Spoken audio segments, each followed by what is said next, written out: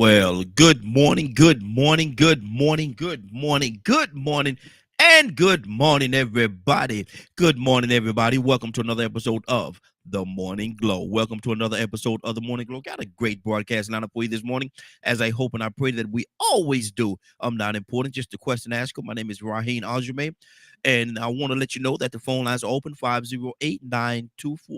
508-924-3521. 508-924-3521. Give us a call. We love to have your input. Um, Make sure you all get out there, man. It's time. It's winding up. The day is the 29th. Only a few more days. The actual voting date. Excuse me. They have the early voting going on. They do have the early voting going on, but the actual voting date, if I'm not mistaken, is the 6th. And so make sure you get out there and please make sure you vote. I'm not going to tell you who to vote. I know who I'm going to vote for.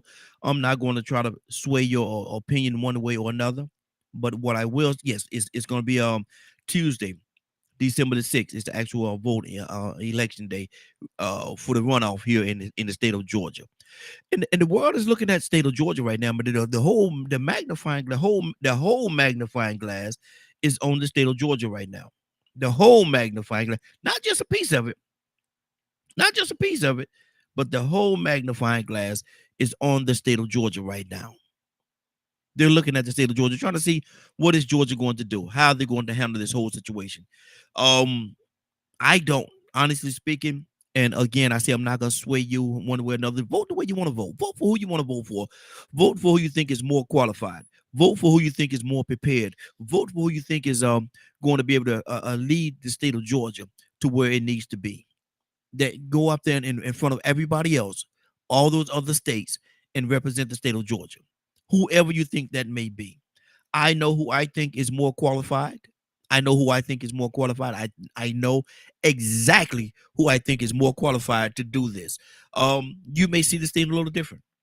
You may have a different idea, a different mindset as to who you think is more qualified to lead the state of Georgia for whatever reason. Everybody got their own reasons for doing what they do. Um, I'll leave it right there.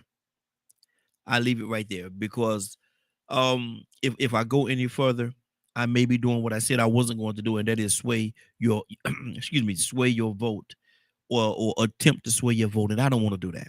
That's not what I'm here for. What I am here for is ask you to vote. Please vote. Please take the time. Early voting. If you see me, my wife and I, we go out on the day of. That's how we do. We go out on the day of, and a lot of times people say, "Well, y'all fight that long line." Well, surprisingly, last couple of times it hasn't been that long because of the early voting that people do, because so many people have already cast their vote, and by the time it gets around to us, excuse me, I still got a slight sniffles, but by the time it get around to us, we've good morning. Everybody has already voted. I'm multitasking, so if I seem a little distracted, I'm multitasking right now, trying to get everything lined up, and so please bear with me. But my thing is, by the time we go when we go on the 6th, last time we went to vote, we voted on the actual day, and I walk right through. I walk right through. Went in, they signed me up, gave me my little card and my little stick, starrer, whatever you want to call it. I went and voted. When wife came, I waited for her. She went in, and I was sitting in the car, maybe about 5 minutes waiting on her to come out. Didn't take long. Didn't take long. We're gonna do the same thing. Hopefully, we'll have the same results when we go on the 6th. Hopefully, we won't have to wait in a long line. If we do, we do. If we do, we do. It's okay. It's okay because I'm not gonna let that day go by without me. See, and a lot of times people get on and they say, "Make sure you vote. Make sure you vote. Make sure you vote. Make sure you vote." They preach all this stuff to you, and you go to the man. Did you vote? Nah, man, I got caught up, man, and I got caught up in this. I got caught up in that. Nah, no, no, no, no, no. I'm not gonna sit here and tell you to go out there and vote or ask you to go out there and vote. Ricky, I see you over there, man. Good morning. I ain't know who that was at first. Good morning to you, brother. Yeah, I'm not gonna sit here and tell you to go out there and do something that I'm not going to do myself. If I tell you to go out there and vote, I promise you, something really have to happen for me to not vote. And if something happened, I'm still gonna try to make my way some kind of way. I'm gonna move some things around. Sometimes you gotta move things around. And I'm going to move things around the best I can to make sure I get out there and cast my vote.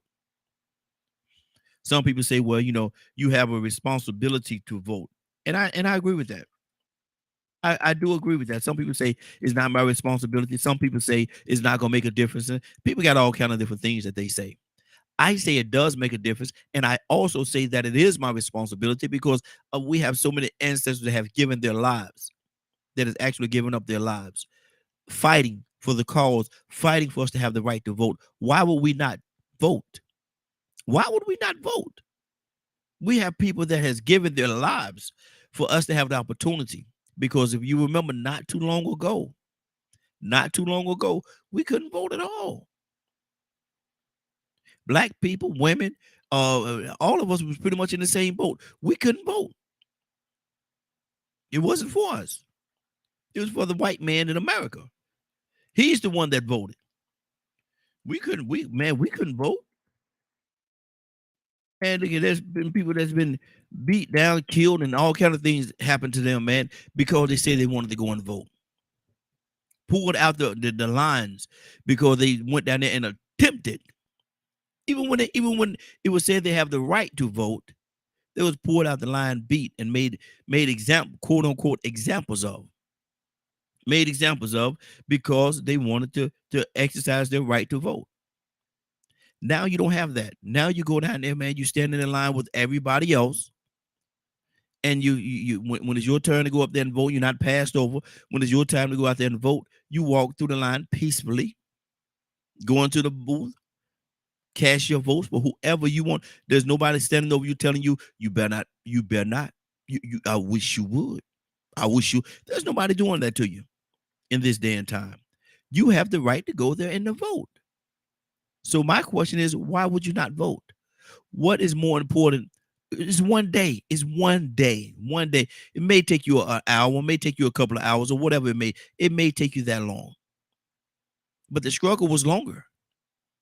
What is the little time that it's going to take you? What the little time that it's going to take you to go through that line compared to the struggle that we had to go through, that our ancestors went through? That's not even apples and oranges. There's no comparison. There's no comparison. Please go out there and vote. Go out there and vote. Now, what are we going to do? And the phone lines are open 508-924-3521, 508-924-3521. Give us a call. We'd definitely love to have your input on what we're talking about today. What are we going to do? Or what can we do? What should we do? What we need to do? Because every morning I wake up, I turn on the news while I'm getting dressed to come on here with you beautiful people. I love each and every one of you. Every day I hear something about something going on with these gangs. Now there was one of the sheriffs that was sheriff here. He was talking about, well, people don't. One of our Caucasian brothers. People don't have to join gangs. The love in the community is much greater than joining the gang. Blah blah blah. Well, brother, I love the sentiment. I love what you said. It's okay. It was a great sound bite. What did they say? Sound bite? Yeah, it was a great sound bite. But reality of it is, man, some of these kids in some of these communities, man, if we don't provide another way, if we don't provide something different for them, man, that's all they know. And a person have to go with what they know. Is it right or wrong? It's not for me to say, not for you to say. But it's all they know. So what are you going to do? What are we going to do? What are we going to do? Because it's happening across the board, man. It used to be a problem in our community. Now it's a problem across the board, man. It's a problem across the board. What are we going to do? Little young kid, man. Day before yesterday, got killed. Result of gang activity. A gang popped out, man, and started shooting. His mother had already gone to one of the local board meetings. with the senators, not the senators, but the representatives and all those people had already gone there and it's almost like she was begging for help because she know what the path that her son was about to partake in.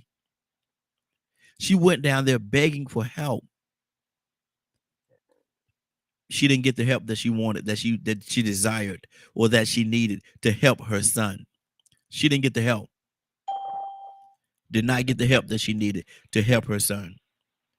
And because of the fact that she did not get the help that she needed to help her son, now her son is dead as a result of gang activity. And like I said, I heard the senator, not the senator, but the sheriff. I heard the sheriff that was on TV. They was talking about there's so much love in the community that kids don't have. Man, come on, man. Maybe in your community, because like I said, it was one of our Caucasian brothers. Not trying to compare, but it was one of our Caucasian brothers that was saying this. Maybe in your community that is the case. But you have some communities, some communities that look like you, some communities that definitely does not look like you, where gang is the only thing that these kids see. Only ones that they think in their community that's prospering are the people that's in those type of activities. Those are the people driving the fancy cars, man. Those are the people that have the money. Those are the people that's flashing the money. Those are the people that have the gold, the jewelry, and all these different things that these young kids look up to.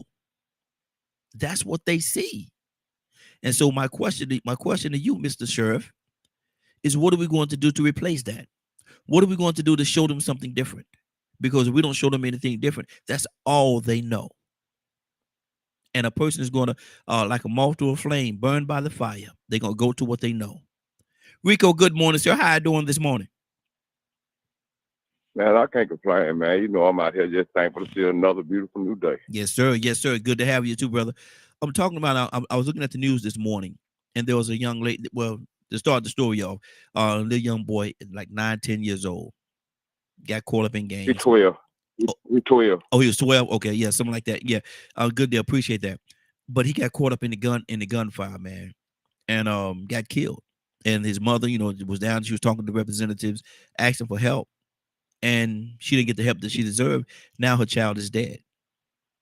Rico, what? And I was talking earlier about how a lot of times, man, in certain communities, man, the gang activities and stuff like that, drug dealers and things of that nature, man, that's all the kids see as prospering. That's all they know. And the sheriff was saying, one of the sheriff was talking about, there's so much love in the community that kids don't have to join the gangs. Rico, is that reality, man?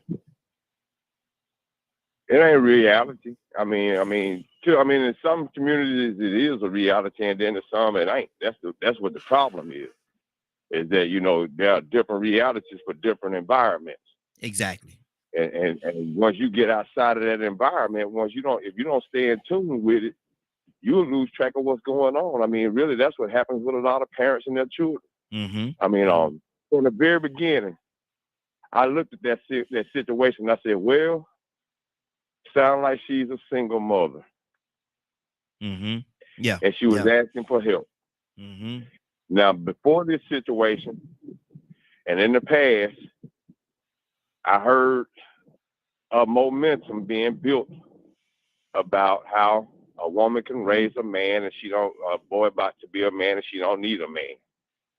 I hear all this popular music about being independent and, all this, I mean, you heard that momentum, of pushing this strong woman mindset, and now we're seeing the consequences of it. Mm-hmm. In drill music, we've seen it in Chicago. These boys killing each other. They're rapping about it in Jacksonville, Florida. They're being disrespectful to the mothers of the dead children, and they're getting paid for it. And they find out that they find that it's okay. This activity. Mm-hmm. 12 years old. Yeah. Down at the Atlantic Station at that time of night. Exactly. Wow. Exactly. Doesn't make any sense. Even robbing and breaking their cars. So that's one situation. But then look at the system in place. She said they told her they couldn't do nothing because it was based on the point system. Mm-hmm. So what that means is he had to get in so much trouble, or he had to get in a certain extreme amount of trouble before they can interfere. Mm-hmm. Mm-hmm. That's the school to prison pipeline. Exactly. See, even the schools can only kick them out or do something about it Even DCF or DHR, Human Resources Child Services, can only get involved after they done went so far down the drain. Mm-hmm. Y'all know my situation with my son, man. My son last year, the second semester, if they had 90 school days, he missed 84 of them. Good Lord. This past year when at the beginning of this year when I went down to the school to talk to the principal, they didn't even have him listed as enrolled. Mm. Then I left to get my car registered, and I get a phone call. I told him, I said, well, look, man, based on the last semester, if you're saying that he's not leaving the school, he has to be skipping in the school. Oh, I don't think he could be skipping in the school. You know, everything was just pretty much a guarantee. And then I get a phone call an hour later. Guess who I ran into? Mm-hmm. He ran into my son. They didn't even have him enrolled. Wow. He started skipping from day one, and he just happened to say, you know what, that does make sense what he said. So, you know, there's a lack of supervision, man. There's a system in place, you know, where the schools are starting to look like more or less like, oh, man, I hate to say it, but they're starting to look like correctional order officers and the principals are starting to look like wardens. Yep. And so, true. I mean, you know, when you got these children in this situation, and they are being provided the quality time. I don't want to call it quality time, but I'm going to say the majority time, influence, access, exposure, and also being bullied and peer pressured without protection. Now, they might offer the protection that these children aren't getting from their parents because the parents are too busy trying to survive or live their own life. Some people are actually losing track of the children because they're doing honorable things, trying to work.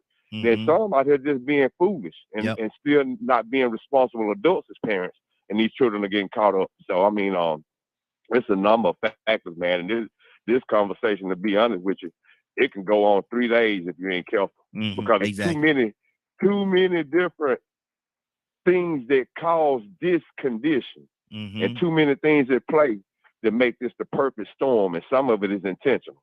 Mm-hmm. Mm-hmm. Exactly. Rico, this is one of them questions, like Kurt says, inconvenient truths. But do you think the system, even the school system and different things of that nature, do you think they really care for the children to the level that they're willing and ready to make a difference?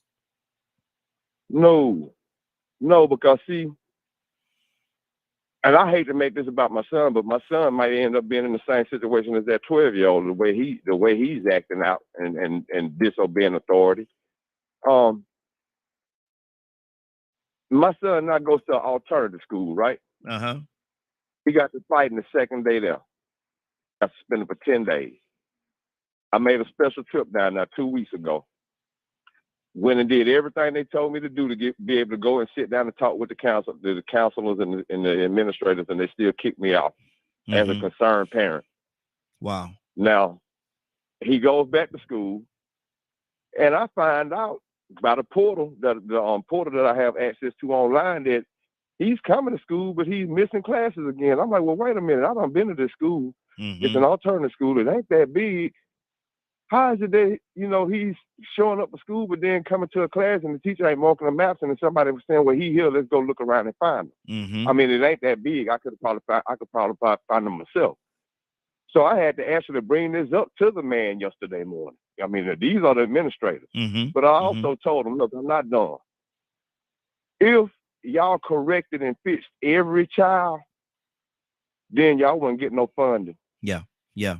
You'd be looking for a job at this alternative school. Wouldn't be no need for no alternative school if they didn't have children they can put in it to get the funding that the state and the Fed gives them for all of these different programs that they continue to let them slip and slide through until they could get into another program called the penal system, which gives a lot more funding too.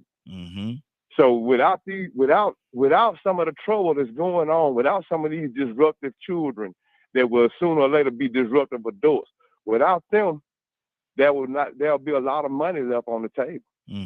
You know, and that's the way the system works. You know, so that's corruption and capitalism. Because some of these people gonna need some jobs. Probation officers need jobs.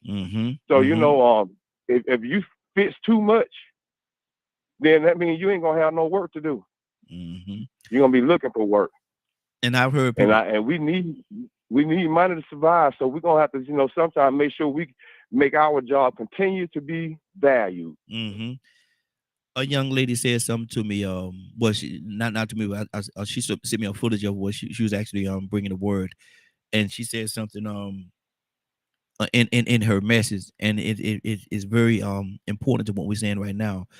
And we're gonna talk about this. We're gonna talk about this one day. I don't know when, but she said you will never be promoted because you are the only one that does your job effectively.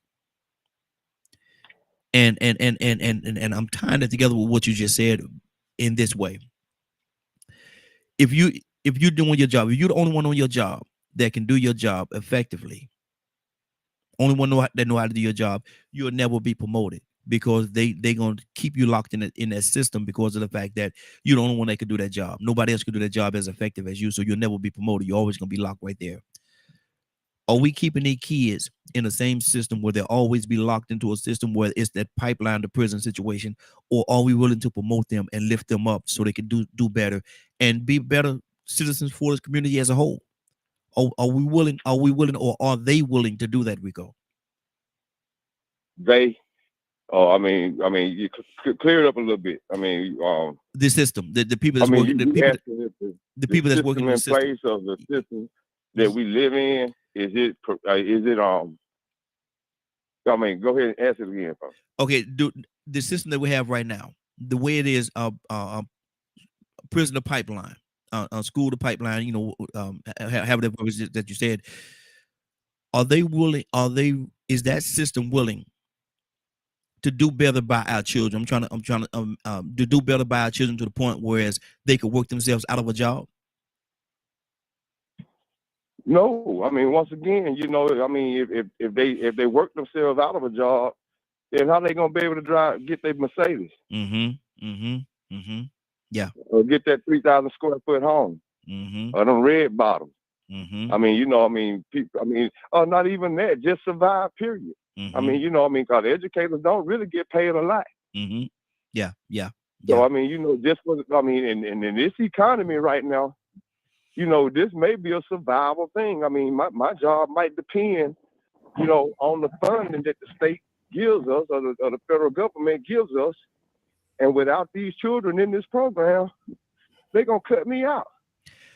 I'm going to have to find something to do. Let me find some more kids. I know it's a kid. Hey, y'all got some kids? Y'all got some disruptive kids in y'all school? Send them over here. So, I'm starting to witness it just from the way the law sort of prevents the school from getting involved, the way they don't hold the parents accountable for truancy anymore. I'm starting to notice how don't get me wrong, they say the administrators feel like they're going overboard. Some of those that do care, they give up because of the same reason of the fact that it seems like their hands are cuffed. Their hands are tied on how deep they can go or how, they don't want to get in trouble.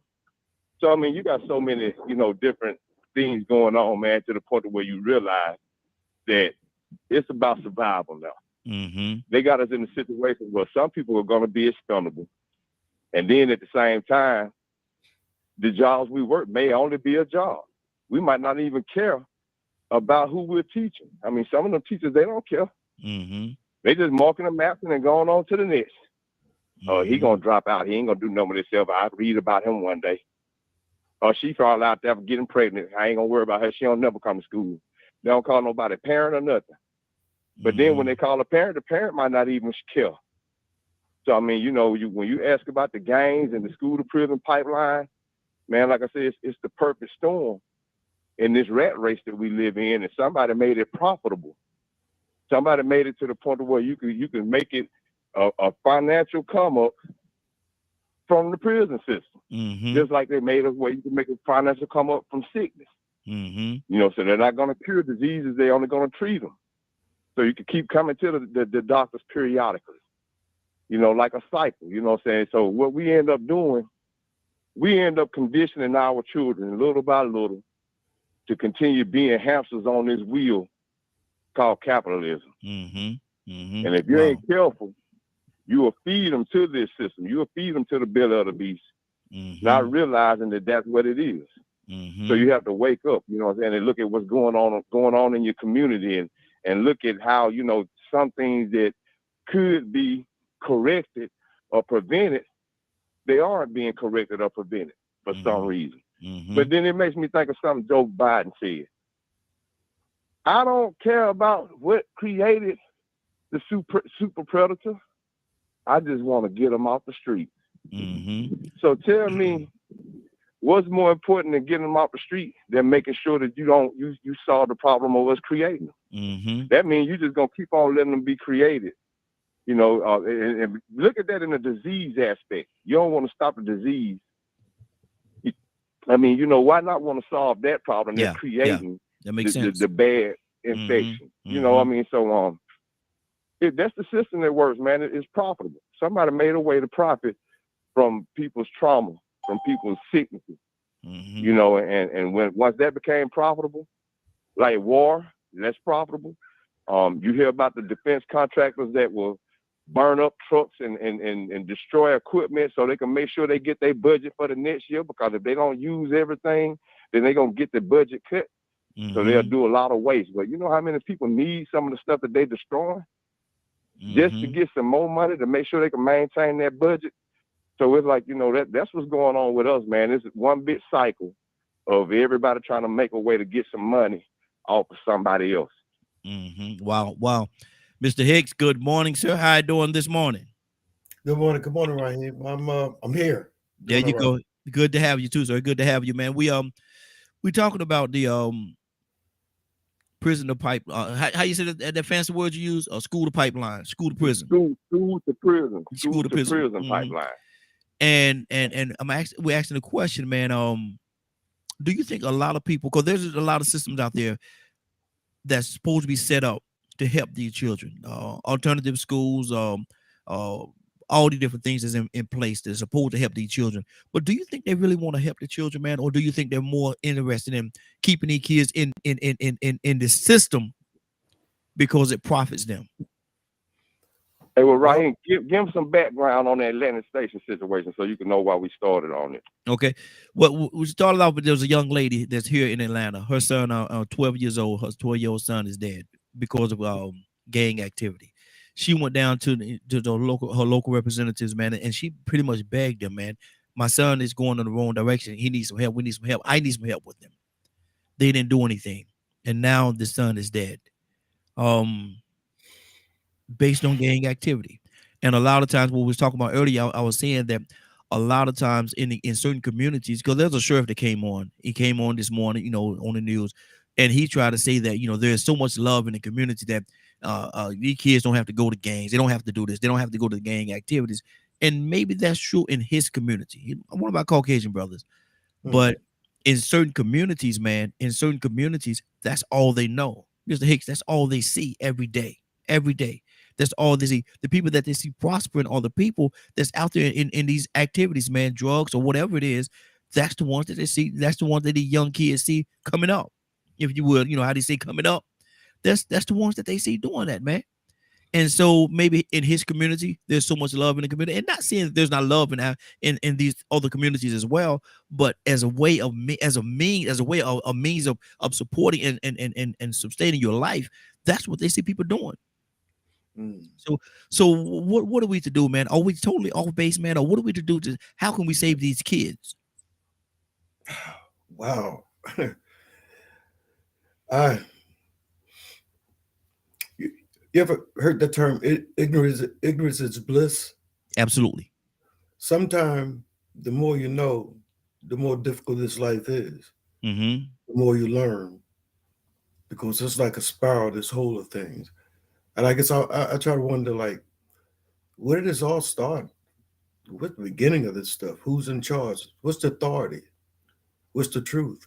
What's the standards? And then I look at it, and this is going to be sort of trippy, but I think about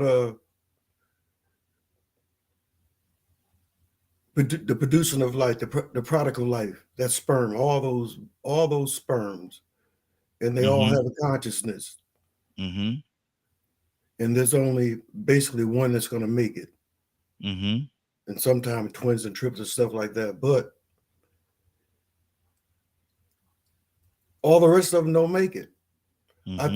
I think we're in a world today with the corruption all around us. I mean, kids, the biggest thing when I was working, this is going back in the 70s, 75 and 76, was those juvenile delinquents. I used to go to prison and select people for a group to come out and looking for a certain character. And everybody got this personality traits you can look at. They had lost respect for authority. Mm-hmm. They didn't respect their parents because their parents was surviving and living. They didn't respect people at school. They didn't respect the police. Mm-hmm. They just, they in their small kind of knowledge, they looked at the world and said, "Hey, what's up for me? What's the future? I mean, it's rigged against me, and it's honest." Mm-hmm. We're gonna lose a lot of children, a lot of kids, a lot of people. But trying to keep myself out of this whole being pessimist, right? Mm-hmm. I think the creative source that the intelligence, that which created everything we are, in which we move and have being, the intelligence behind everything is good and righteous. Mm-hmm. And it's allowing us to work these things out down here. But I don't, and it's clear that no one cares. The government don't care. Systems don't care. People inside of it, individuals might care. Different politicians. That's in terms of the vote. That's what you're looking for. You're trying to vote for someone that you feel that care, even though you know he's going to get in there. It's going to be a battle because everybody coming at him, and temptations and opportunities to veer right or left. But you try to pick someone that you feel that cares. Because in the end, when you look at all our history of all our leaders, all of them, all around, you could look and you could pick and choose. You find some real stuff in there.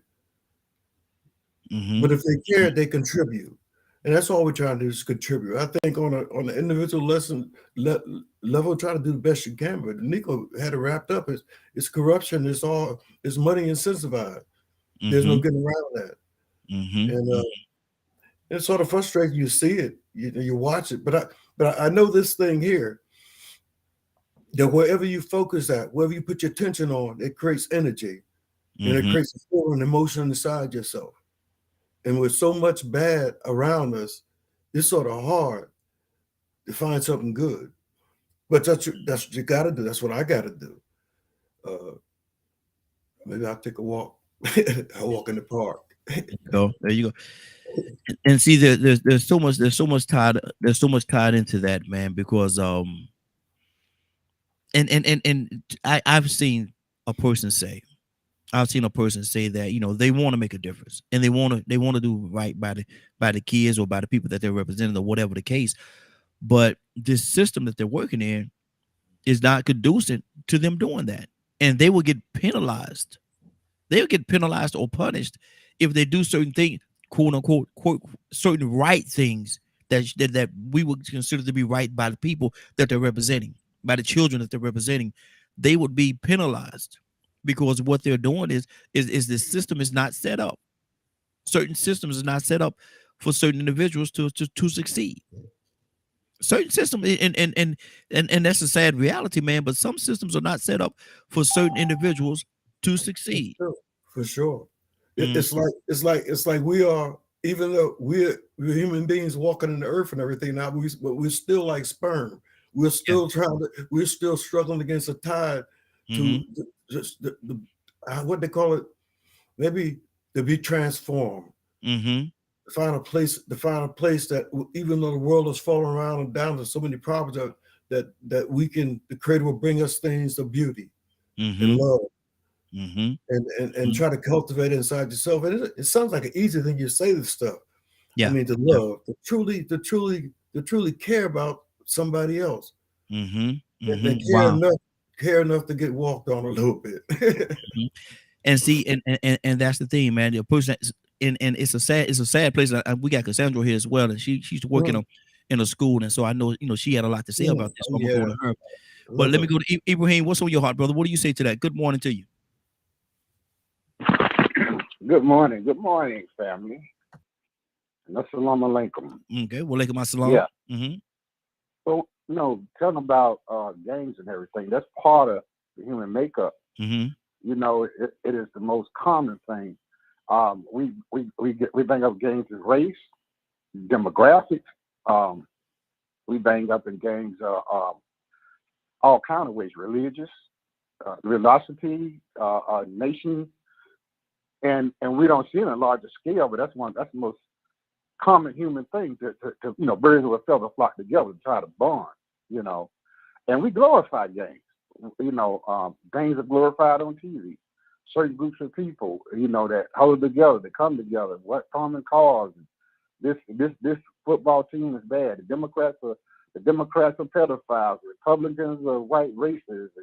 Back and forth, we identify, but we don't know that our kids are hearing us and seeing us, and they're mimicking. Who's the baddest? Who's the how do you do this? How do you become that? What's the easy way? What's the quick way? And what's the way of safety and comfort? In school and elementary school and high school, we see all these things. And gangs have become toxic. Different subgroups, what you call subgroups and everything. They become more toxic, become more violent. They become more isolated, by choice or by way to hold this group together. So, and then the pecking order, we obviously words like pecking order, when the hen, so get the top hen or the rooster or the bulls would separate their own herd, their own crowd of cows, and all this kind of thing. It's a symbol that we do get together like that. When it comes toxic, you have subgroups. Subgroups have subgroups. So eventually, you get to people feel like they want to lash out or they want to prove that they're stronger and group about another. Tribalism. One of the best ideas of it, if you study Greek mythology and philosophy, then you'll see where these different, the city-state emerged. And the city-state emerged because they wanted to try to get all these tribes together to have a nation, and this is European. We can talk more about the African thing. But anyway, they came together. So they formed a nation, and the nation became, you had warring tribes within the nation, but they had found a way to come together based on law and common cause. And but they still had subgroups, and then they attacked, the other nations attacked them. They attacked other nations. This thing that goes on and on and on, and we see this every day, but we don't really recognize it. But we hear names like Ukraine, we hear names like USSR, and in this Russia and that Russia, or Ghana or Nigeria. We hear all these things, but we don't really realize that we're talking that we're identifying. But the kids can feel that and see that. They want to become a part. How to become a quick leader? How can I be respected, known? And that's what it is. It's a human condition, So, it's one of the things that we have to work against. Well, we can, as a community, work against. And we don't want to do this because it's not convenient, it's not comfortable. But then at the end of the day, we wonder where do our kids get. And you see down in South Florida, these families are rich down there in South Florida in some areas. I mean, they're filthy rich. And these kids all of a sudden they want to drop their pants. They want to hang out with these guys and this guy, this girl. Boom, and they out there doing all kinds of stupid crime they don't have no reason to do. They stealing cars and stealing money and or robbing people. They don't have no reason to do it. And you go into the hood, the bluff. These fighting for their lives. They have a need to have. They want more. They got to go out and get more. And these two groups come together. Sometimes they come real crazy. You know what I mean? Sometimes it comes out that they blend in and go out and show other gangs, other groups. High school, big time football games, football teams, band fights, band wars, on and on. We create this environment, and then we don't really see it because we run our own little groups, our little classes and everything, clashes, and it's good. You know what I mean? But when the kids see that, they still hear another thing, but they can be more liked, they can be respected, everybody loves them, on and on. And that's been mentioned. Heard that mentioned a couple of times. But the community can stop this and form their own little shelter, their own hurt and everything, right? But and that's the way the community can stop the violence in this side of the community. You got to go in the community. We see the Black community. If you think about it, we're forced into being a gang, a group, and we tend to find safety among numbers. But that becomes right. Then you got to pay a price. Somebody got to lead. Somebody going to become a part of this, right? And in doing this, right, they create a more toxic environment, right? Us against them, this neighborhood, that neighborhood. And we hear TV, we can't The TV is right there in our room. So we hear this black crime happen over in Oregon or somebody in Oregon, and we right here in Atlanta, being it's almost like it's right next door. It's right there. Oh, they're in the street. This Walmart got attacked. Oh, it's right here. Virginia. No. I got Walmart down the street. I don't like that guy where he look. Mm-hmm. And you go neighborhood and stuff like that. So it's thing that we portray in front of our children and the young developing mind. I should say, young developing mind. Jean Piaget, cognitive development, right? So as we go through this, right, we don't see it. We don't know that we're interpreting this. We don't have we see a certain type of people on TV or these shows and stuff like that, and we identify with them. Oh, girl. Oh man. Hey man, you see that? You see what he did there? That's how I want to be. And then our kids are hearing that, looking at that, and they looking at you, and how you just lusting over this, and then they try to find a way in. You know what I mean? Hip hop culture is a good expression of that. How it started off and what it is now. Mm-hmm. You know what I mean? It's another subculture. Good deal. Good deal. And, okay. Good deal. Let me go to we got a Badger. Badger, good morning. Cassandra, we got Cassandra with us as well. I'm gonna go to Cassandra next. Badger, good morning. How are you doing this morning? Good morning. What was the original question? Well, the original conversation started on something that happened here in the Atlanta area. There was a young lady, her son, 12 years old, got caught up in a gang situation, and she went down to her local representatives, and she was asking for help. She said, "My son is going down a bad path. He's actually involved in gangs and different things of that nature. She need help." The son ended up dead, gunfire, ended up dead. And we're talking about the system, how the system is set up. There was a sheriff that came on TV this morning, and he was talking about, and his conversation was one of our Caucasian brothers. His conversation was based upon, there's so much love in the community and stuff like that. There's so much love in the community and in the communities that kids don't have to join gangs and don't have to do this, don't have to do that. Well, maybe in the communities that he's from, but in some communities, Badger, that's all the kids see. That's all they see. People that's being successful are the gang bangers, the drug dealers, and things of that nature, and that's what they see. So they think that that's their way of come up. So I'm asking you: is the system, and change the question a little bit, is the system failing our kids? Absolutely. That sounds like an absolutely ignorant police officer. Mm-hmm. I kind of want to say stupid I know you do. Don't say it though. or racist. Mm-hmm. Mm. And I'm the white skinned one on here that I'm willing to say it Mm-hmm. because that's just stupidity to say something like that.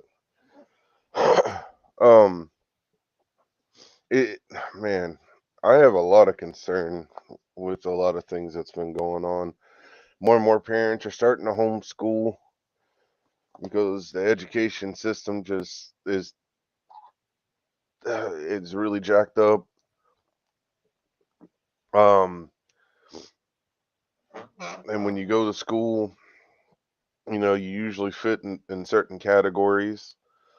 You're either part of the outcasts, part of the sports group, maybe there's those different gangs in school. Like, where do you fit in when you go to school? And I think that's just a part of life. As you from birth, you have your parents, your family. And as you grow up and stuff, I would think you would do your best to surround people that are like-minded. Mm-hmm. Kind of like your tribe kind of thing. Mm-hmm. And your tribe doesn't mean just is I know what you only mean. a race. Yeah, I know what you mean. Mm-hmm. It's when you surround yourself with like-minded people. Exactly. And it's a choice. Mm-hmm. If you're good-hearted, why be around the people that ain't? Mm-hmm. Those kinds of things. And I was talking to God, that's funny. I was talking to my wife about my experience, and what I've seen happen off and on. Being on the streets, being around the gangs and things like that. And it's it it's a sad truth of there a lot of times it feels like breaking the law Mm-hmm. can get you more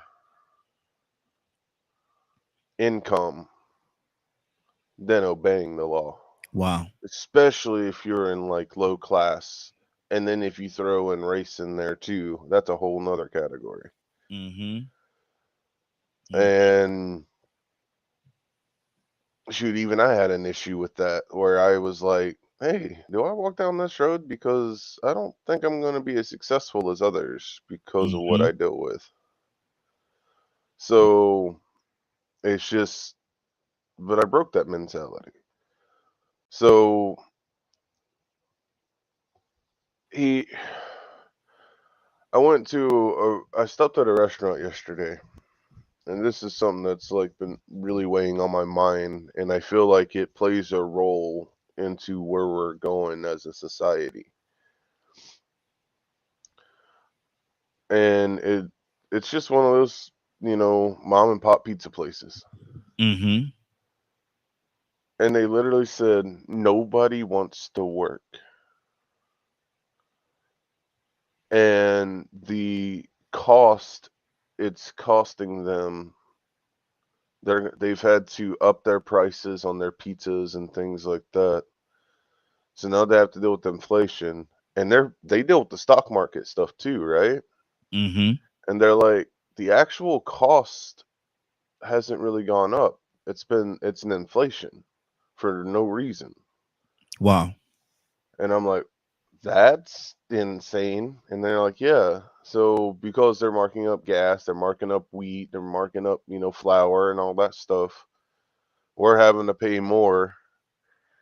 And since the cost of living has gone up, we need to pay our associates more, but we can only afford so much. And then on top of that, people aren't wanting to come back to work Wow. for Wow. multiple different reasons. Good deal. And Yeah. if you take that, if they can go join a gang and be able to live off of that more, why would they go get a regular job? Mm-hmm. Cassandra, good morning. How you doing this morning? Good morning. You okay over there? Yes. Okay, cool. Cassandra, you worked in a school system. I think you work in an alternative school, No, private school. a private school. Oh, okay. Cassandra, do you think in certain environments that the individual that's working in those environments don't have the best interest of our kids involved, like say an alternative school? If like Rico had said earlier, if they continue to help and straighten their kids up, they won't have the numbers, and so they will lose their job. So you think, do that become a bigger issue than actually helping the kids? What do you say to that?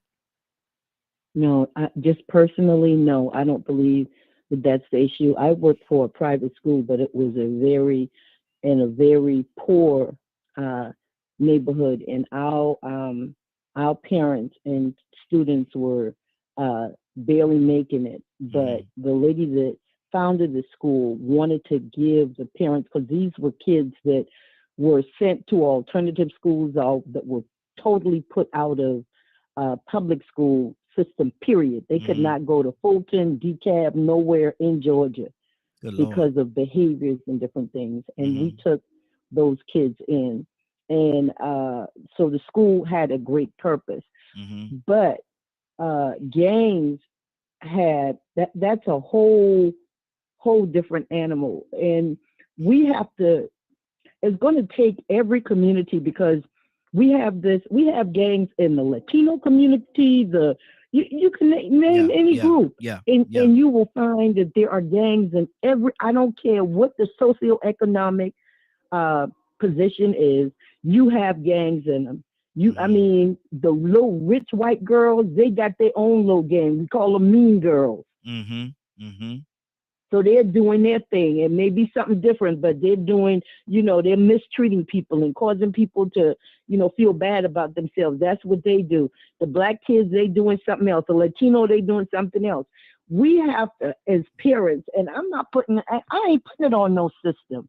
Mm-hmm. Parents are going to have to get back in community, let's say even communities, because back in the day when I told y'all I was a member of a gang at 11, the youngest one that they'd ever let in that gang, 11 years old. And I wanted that camaraderie, but guess what? This was the beginning of when people were actually forming gangs for, like, you just want to be a part of something. Mm-hmm. I wanted to be a part of something. The fear was coming in because I was getting to that middle school and our neighborhood was bad. So, everybody was trying to like connect with somebody, especially those of us that were scared. I was scared and I ain't had nothing. Mm-hmm. I ain't had nothing. Wow. So I was scared. So I joined so that I would have protection. So I would be able to, walk in the school building and ain't nobody gonna mess with me because they know I'm part of the alley cats and boo, boo, boo, boo, boo, whatever. But we have to take back control of our children because right now we're afraid of our own. Oh, excuse me. We're afraid of our own children. Mm-hmm. What the heck? Mm-hmm. You see people now, they won't even, if they see a young person doing something wrong, they won't say anything out of fear. Mm-hmm. They don't know whether that kid gonna come off on them, might try to hurt them. So then our kids have taken over where we're afraid of our own kids. What the hell? Excuse my language. Hey. Mm-hmm. Wow, Mr. Hicks. So we got to do something to take that authority back. Yeah. Well, Cassandra, what do you say to and see? I agree with you 110%. Just for the record, just to let you know, I do agree with you.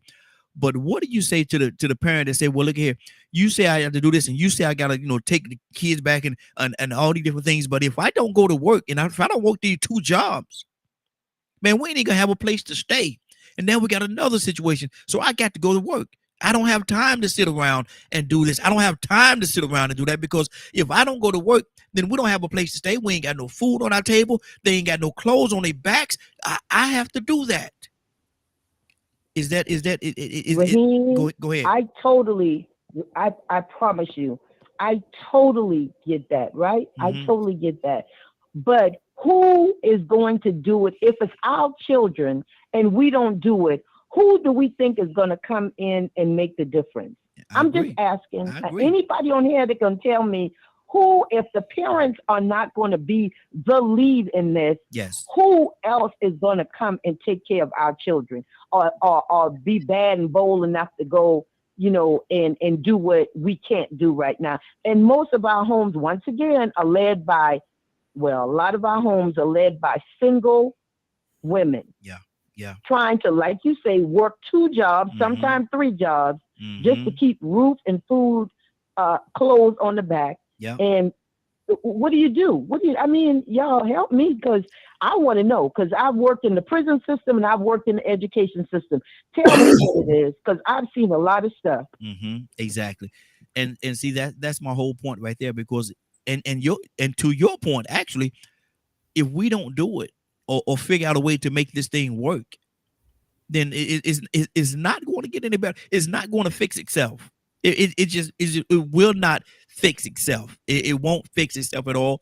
Somebody have to do something. Somebody got to stand in the gap, and somebody got to make that difference. Mr. Hicks, talk to me, because a lot of times that is their argument. I have to go to work. I can't sit there and do this and do the things that you think that I should do, or quote unquote that a parent should do. I have to go to work because I have to do that part of what a parent do and make sure that there's a house, a place to stay, there's a roof over your head, there's food on your table, the heat and all that stuff is on so you can be able to live. I have to do that part as well. So, Mr. Hicks, that leaves them in a bad situation, a totally bad situation. What are they to do? Wow. They remind me of that Tookie Williams out there in California. Yes, sir. The origin. I watched my man play that character. And it just points at a reality of the times in the world. His mother had to work. His father was trying to do what he did to put him in the hotel. He was bored in the room. And he ventured out, and you venture out in the world. You venture out in the world, and that's and it sounds so bad, but that's the nature of this thing. Yeah. You know, Yeah. I had a mother, I had a father, and you know, they worked, they did survive. I was oldest, so I was pretty much in charge of things, and didn't get that much attention. Uh, but I was like my great grandmother. I was uh, a hermit. I was Indian in my character. I was a lone wolf. I was a loner. I never felt comfortable in a crowd. I never had many friends. All the friends I had was in my adolescence, and they're all dead now. Don't make friends easy. So for me, even having all of that, I went out in the world and ended up in a situation where I became something that I wasn't. Mm-hmm. I suffered. I did the time. I carried the guilt that maybe not able to be in my children's life the way I could have and should have. But I think that in the end, it's a personal self-development thing, recognizing your power and your ability to make choices. Mm-hmm. Trying to find a way to not look backward on yourself and judge yourself. At the same time, not judge everybody else. We all this is not something new in this era, this time. This has been the path on the humans on the earth. Yeah. They grow up, they have families, good families, bad families. Some kind of way, I believe in my heart of hearts that we all have a choice in this. I think there's some points, because I don't believe we came from nowhere, nothing, and we just popped up in that baby in my mom's womb. I believe I was somewhere, and I believe that on some level we all chose our births, our times, and all that stuff, and then it's trying to figure out the way to take up your cross and bear your struggle, to have some high ideals about honesty and truth, even though the people around you, and to respect. I mean, but you don't get that. I mean, I didn't get the respect authority. I didn't respect no authority. Thought it was corrupt. I lived in Newark. I saw the police. I saw the pimps, the hustlers. I saw how men treat their women, how my father treated my mother and his brothers, and all the way down the line. But there were always someone in the line there that gave you an example of how it should be. There was always that uncle that when you go visit him, you watch how it was a love flowing between him and his wife, and the children were happy. But even then, their children went out in the world and had to learn their lessons.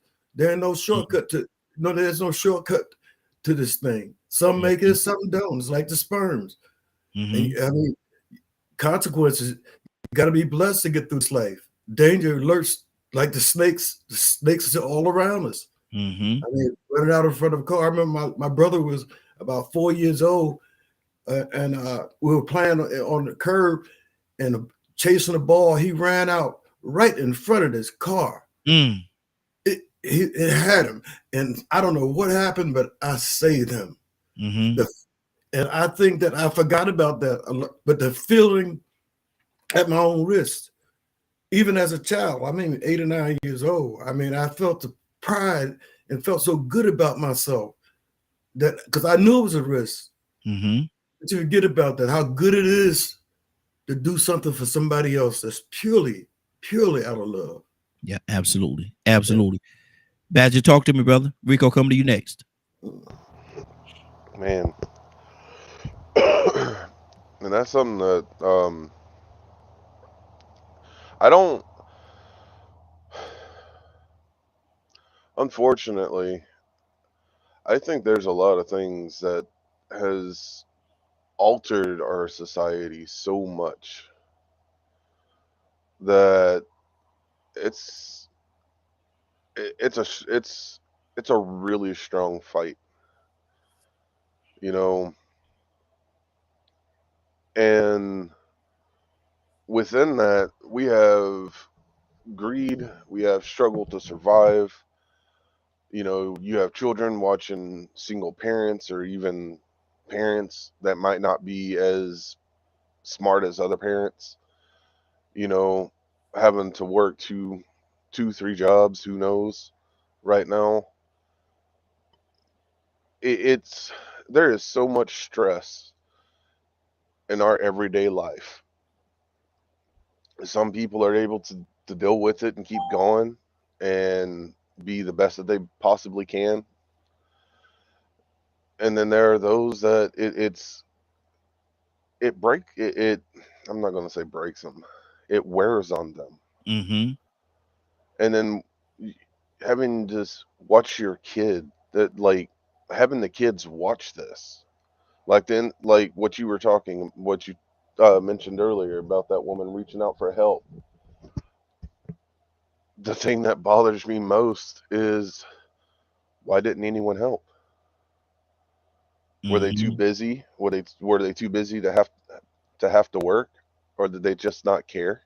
Like, there's so much there, and it's not as much of creating a utopia. It's just what happened to the community, like the community once a month potlucks and all these other things. People have gotten too busy to Mm-hmm. just to survive.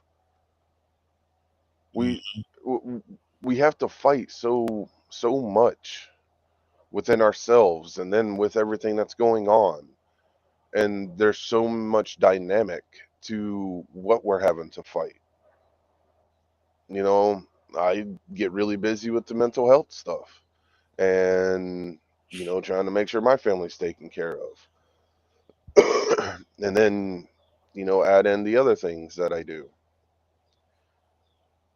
And it's crazy how much it seems people are too busy to actually be healthy. Mm-hmm.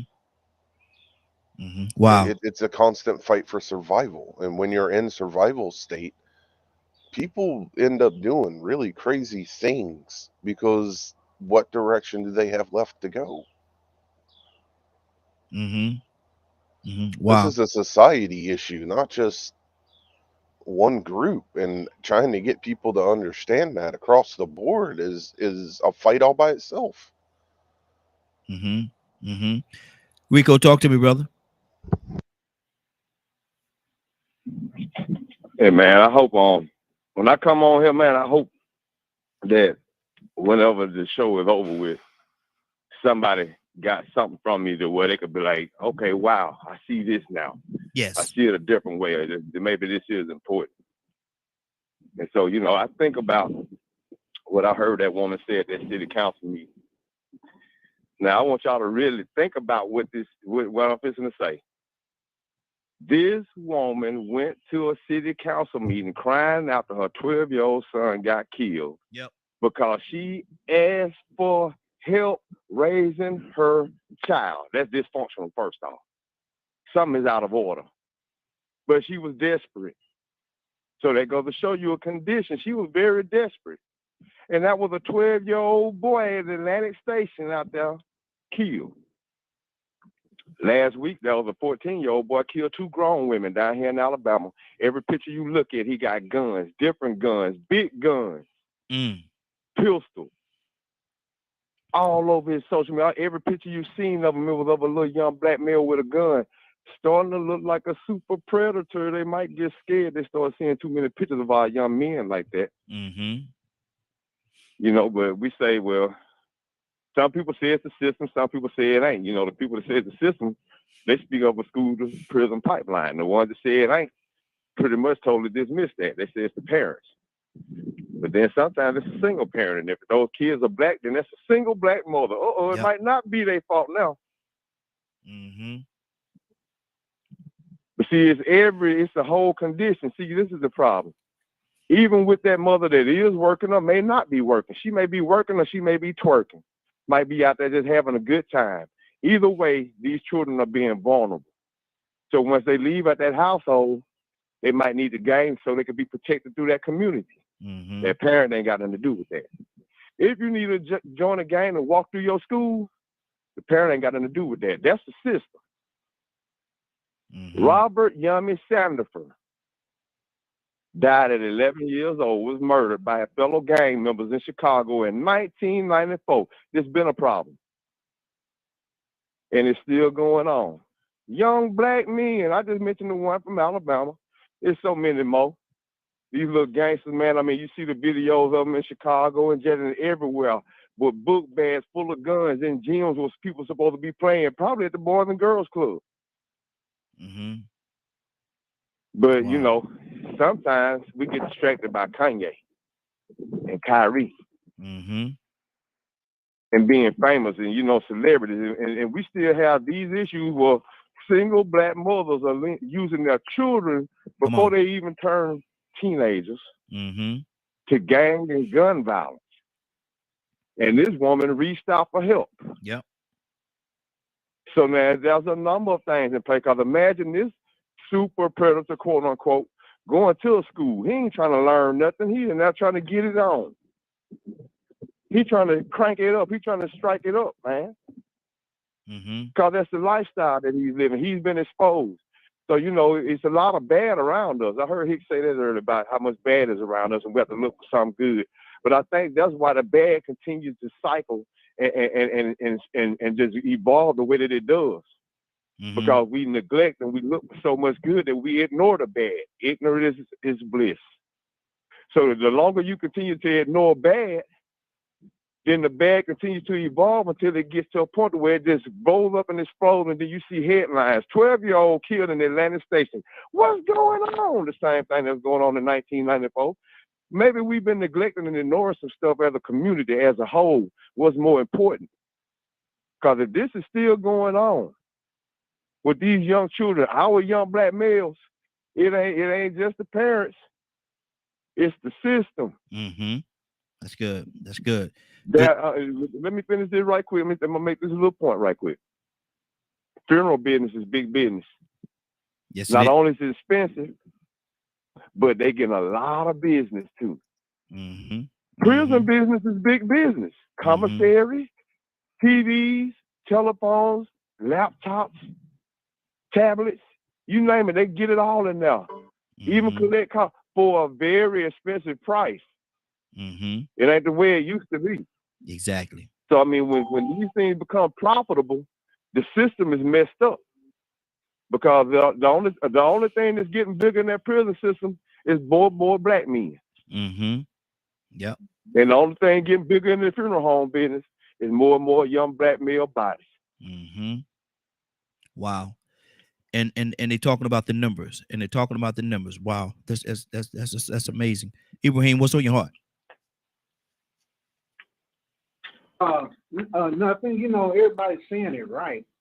You know how gangs go. What happens in a gang, there are subgroups, right? And I know, remember an old story. It says like the monkey on top of the tree. Everybody can, you know, everybody looking up his butt, right? And eventually you get tired of being defecated, or you want to take the place of the leader. That's the way gangs go, you know. And you think you know a direct route because you emulate the top leaders. Now, you know, the problem with a gang and different subgroups is that people within it develop a certain sense of power because everybody group is lauding him and they're trying to mimic him and mimic the people that he's mimicking. So then they think they have a certain amount of power. They walk with a swag, and they think that they can talk to anybody or rule any world, or rule anybody just like that, and tell people what to do. Because, you know, they think they're empowered by some type of way. But we know how it is that gangs have other gangs. And other groups have allies, and people pair up and everything, the weaker until they get more powerful and they take over. That is the nature of it. It's a sense of self-worth. You know, that your whole self-worth is put upon something that you've been a part of. And you think that you have a position in that. Well, you're not recognized anywhere else. You're just a simple little old nobody. You know, just another pea in the pot. But when you reach a certain point within that gang, you think that you're powerful. You think that you have knowledge because you simply repeat over and over again what's been repeated over and over again within the gang to get your status. You know, today your pecking order. But out in the real world, you ain't nobody, you're not nothing. So that's the kind of warmth and being inside of the womb that gives you that power, that strength to think that you can conquer things, right? And it's just a myth, you know. So, but inside that womb and that warmth and everything, you know, you're home, you're happy, the world is good, you know. And then, as long as you don't look outside, you know, you feel entitled, you're gonna keep perpetrating and on a toxic environment. I think that you're doing something great. But that's the way gangs are. You know what I mean? It's a very nasty, ugly business when you get wrapped up and you can't see outside anything.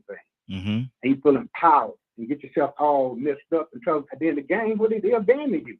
Because it ain't like the old days when my dad and these dudes in Atlanta, you know, had their group. Western Mary started by shooting the numbers run, a white guy, and I'm taking over the numbers racket. Then he built up for years. That's 1939. He built up for years and had his own group. And you know, and I noticed that within the gang, my dad was part of. He had his lieutenants and stuff like that. You know what I mean? Now, one thing, my dad, if he said he's gonna do something, he did his own work. Good deal. You know, then on my major cause or little cause, he sent out one of his minions trying to prove himself in front of him to be somebody. You know what I mean? So let's do the work. But you know, the new gang, you know, you don't have that power in the leadership. You know, you have them trying to broaden their stance, to be communicated to. Everybody see them walking in a nightclub or walking somewhere, and everybody raise up, you know, and create. And just like the president do, like President, the past president did, he would tell you that he's got all these enemies, and he put people around him, stand in front of him, you know, and people like, oh, they protected him. At the same time, he's attacking other people. You know, that's the stupidity that we get involved in when we get reach out stuff like that, right? We think that we're actually being attacked, and nowhere in the history of this game, they have been so like dormant and so mild, they're not even a threat. But they want to tell everybody a threat, assume they're a threat, so they can be powerful and look powerful among people. But good deal. Let's really look like fools. Absolutely, good deal. You know, so that's game. Let me go to Joseph. Joseph, good morning, sir. How you doing this morning? Hey, good morning there, Raheem and family. How y'all doing? Hey, doing good. I know you've been listening for a minute, brother. What's on your heart? Yeah, I've been listening just for a minute. I didn't really pick up on the full question, but I heard brother talking about the 12-year-old that was killed at Atlantic Station or the 17th Street Bridge.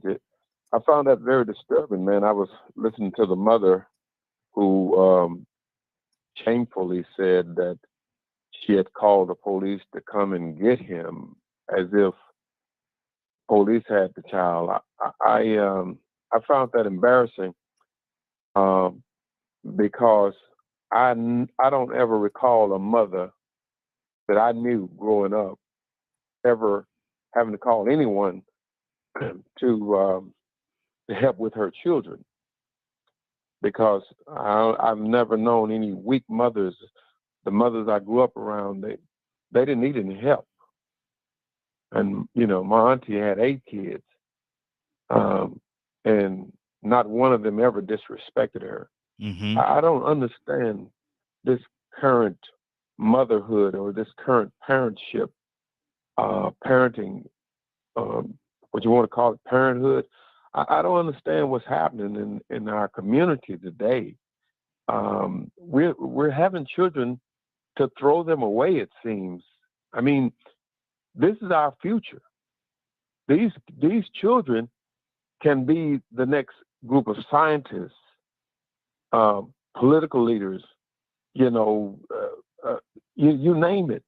This is our future. We're just throwing, and I don't say we because all of us are not doing this, but it's disturbing, man. And just as our brother said about the funeral homes, man, I'm passing these funeral homes, man, and I'm seeing funerals too often.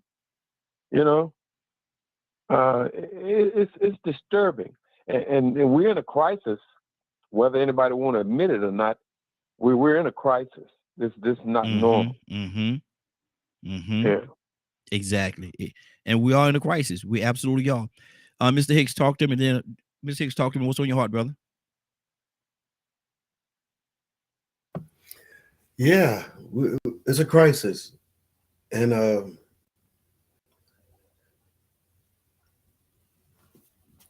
hurts your heart actually. Mm-hmm.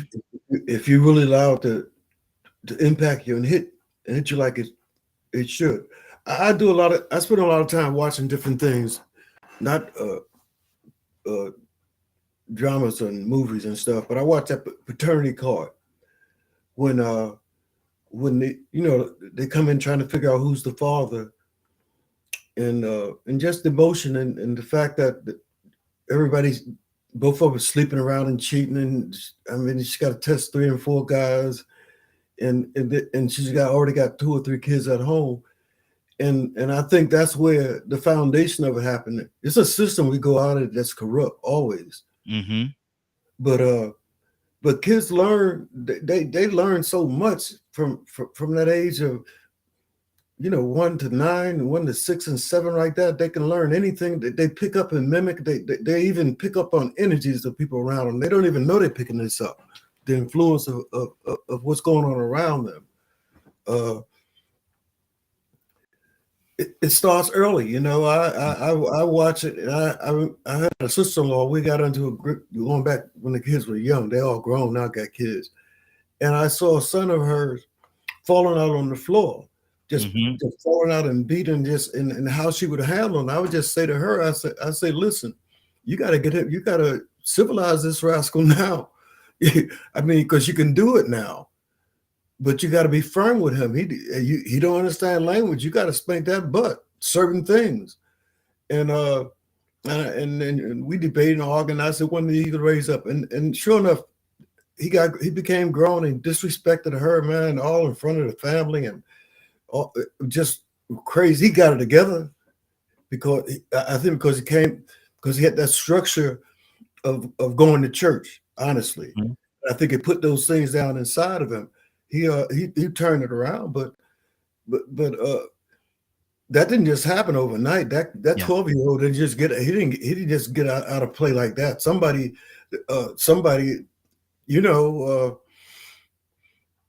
system, yeah, but you got to raise them. You got to discipline them. You got to give them chores. You got to make them respect each other. You've got to be a parent. But when you go back to the whole thing, babies are a byproduct of just having fun. Mm-hmm. Nobody laid down. We're gonna make a baby and we're gonna do this for them. We want to see a future for them. They were having fun, and a baby came up. And when the first thing that came up, saying that it ain't mine, so you have to get a test. It's always these tests to prove who the parent is. So that's where it's starting from. But at the same time, they're always going to be those few that's going to squeeze through and make it, and that's the future. But that's what in God's hand. We in a bad. Listen, we are in a bad situation. Terrible. I listen to this guy. I think it's Charleston White that go after those rappers, and go at the rappers about and the people. Making the money behind that, because there are people making billions of dollars of these videos, these kids with guns talking about violence. It's put out there. That's not censored. You don't get canceled for that stuff. And what Kanye is saying, what it's pointing to, not just the personality, they're pointing to a system where they're making money off of they're making money off of this, of our blood, of our kids. And it ain't just the Jews. It is them, but it's black folks too. Yeah. Exactly. And and that's the hurtful part of it. We got another caller from the 816. I think it's Goddess. We got a number from the 816. Area code. What's your name? Where you calling from? 816. Are you there? This is Goddess. Goddess. This is Goddess. I thought that was your number. Morning. Sis. Good morning. How you doing this morning? Doing pretty good. I'm up. Good deal. Now, what do you think about this topic we're talking about today? The young lady, her 12-year-old son. It happened, it was on the news this morning that, again, her 12-year-old son got caught up in the gang activities. She went down to the representatives. She was begging for help. Her son is dead now. Her son is dead. There was a sheriff that came on. And he said that the kids, there's so much love in the communities that the kids don't have to join gangs and stuff like that. There's other alternatives and different things that they could do. And it's one of our Caucasian brothers. And maybe in his community that's true, but not in all communities. Some people, they have to do what they have to do in order to make it to provide for their families, and sometimes they don't spend the proper amount of time with their kids, quote unquote kids, that we say they should, because they're out there trying to maintain a household. Have we missed the boat? What are we gonna do about these situations, and why are so many kids falling into these gangs? I know it's happening there in your state as well. It's really happening in our state. That was one of the reasons why I ran for office. Mhm. We are putting money out here for our kids to go to jail. For example, here in I'm in 816 and 913. Mhm. So in the 913, we're spending $22 million for basically to hold kids in jail. Mm. So they, because you can't put them with adults. Yes. So instead of them taking some of that $22 million and using it toward the gyms, and here our gyms were closed, or you got to pay for the gyms to go in there. Our recreational centers don't have enough programs. Like when we grew up, we had several programs. We had during the summertime day programs. We had swimming classes and different swimming things that we could do. They just don't have them no more. Mhm. And it's not that they don't have the funds to do them. They closed our pool for 2 years, and we had more youngsters get involved in negative activity, Mhm. shall I say. So what we had 2-parent family homes during the time of my growing up. Now we don't have that. Mhm. And we are up against principalities and demons. And I hate to bring that out, but that is exactly what's going on, because our music is demonic. We have too many different avenues right now that are up against us. And it's like the fathers that are in the household, if we could just step out of that household and grab another child. My father, I think it was several single women here, or their fathers never was like a good parent. Well, my father would take the kids to Worlds of Fun. Back then, Worlds of Fun was an amusement park. And it was like, bring as many as you can in the van. They get in free, however many. So he would do stuff like that, take them camping and stuff like that. But they were my friends. Mhm. So stepping in as a father was, to assist another single woman is good.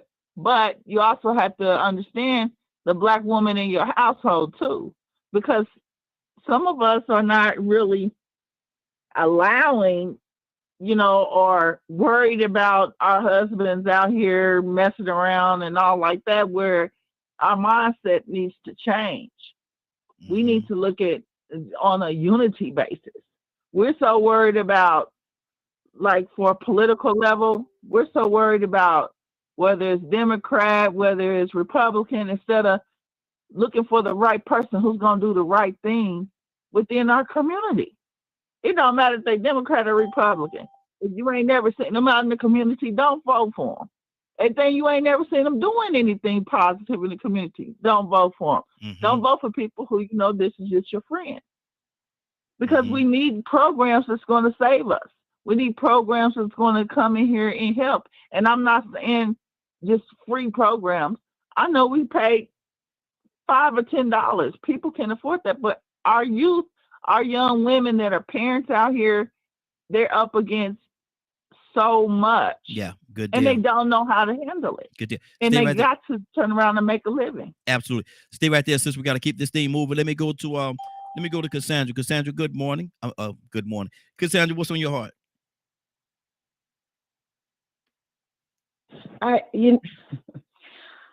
Um, Come on. okay.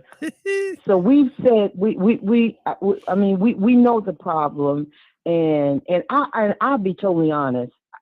I don't have the solution. Maybe somebody else on here does, because we've mentioned things that we feel like are part of the problem. We need, parents to be better supervisors of their children. And with you being afraid of your own child, because that's what's happening now. I've heard that more. When I was teaching school, I was teaching kindergarten and first grade at one point, and I had parents that came and asked me, how do I make their child listen to me? What? Excuse me? What the? Your child? You asking me how to make your child listen to you? Are you serious? And when you have parents that are of that mentality where they're either afraid of their children or they don't know how to handle their children, we get just what we have right now. A bunch of out of control, not all, because we have some great kids out here doing some great things, but a bunch of out of control kids that ain't listening to nobody. So now if they don't respect you, they ain't going to respect nobody else and nothing else. They ain't going to respect people's property. They're not going to respect authority. That's the bottom line. So how do we get that back? I honestly don't know. Because I don't know. But I can tell you another thing that I found when I was working in the prison system. For 10 years, I taught in the federal prison in Atlanta.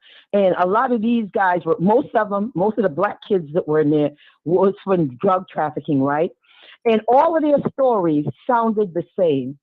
I was trying to help my mom. I was trying to help my family, boom, boom, we're in the hood struggling, blah, blah, blah, blah, blah. I felt like this was a easy way or a quick way for me to help my family. That is what I heard more than any other reason for dealing drugs. I heard poverty. So what do we do? How do we handle that? I'm asking the question because I still want to help. Exactly. And my thing is, it's hurtful, Cassandra. It's really hurtful that we've gotten to this point. It really is hurtful. Let me go to Cap. Cap, good morning, sir. How you doing this morning?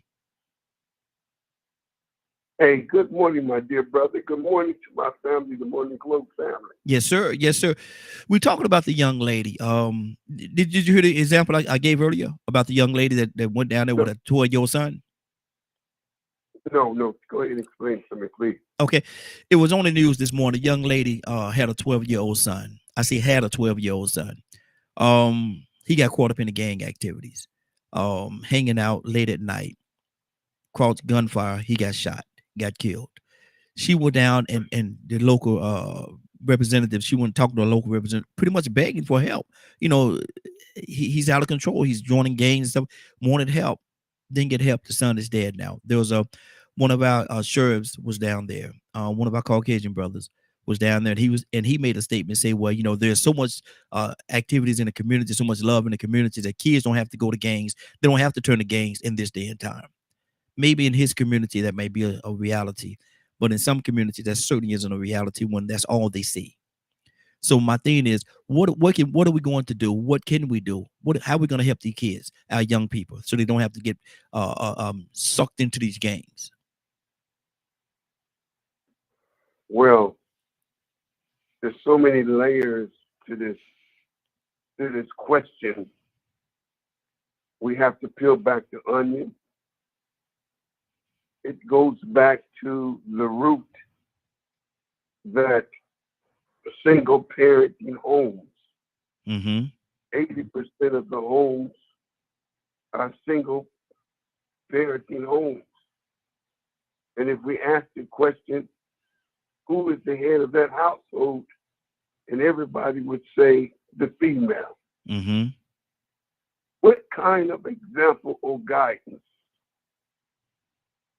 discipline that's in that home, and you don't have a male figure putting that young man in check?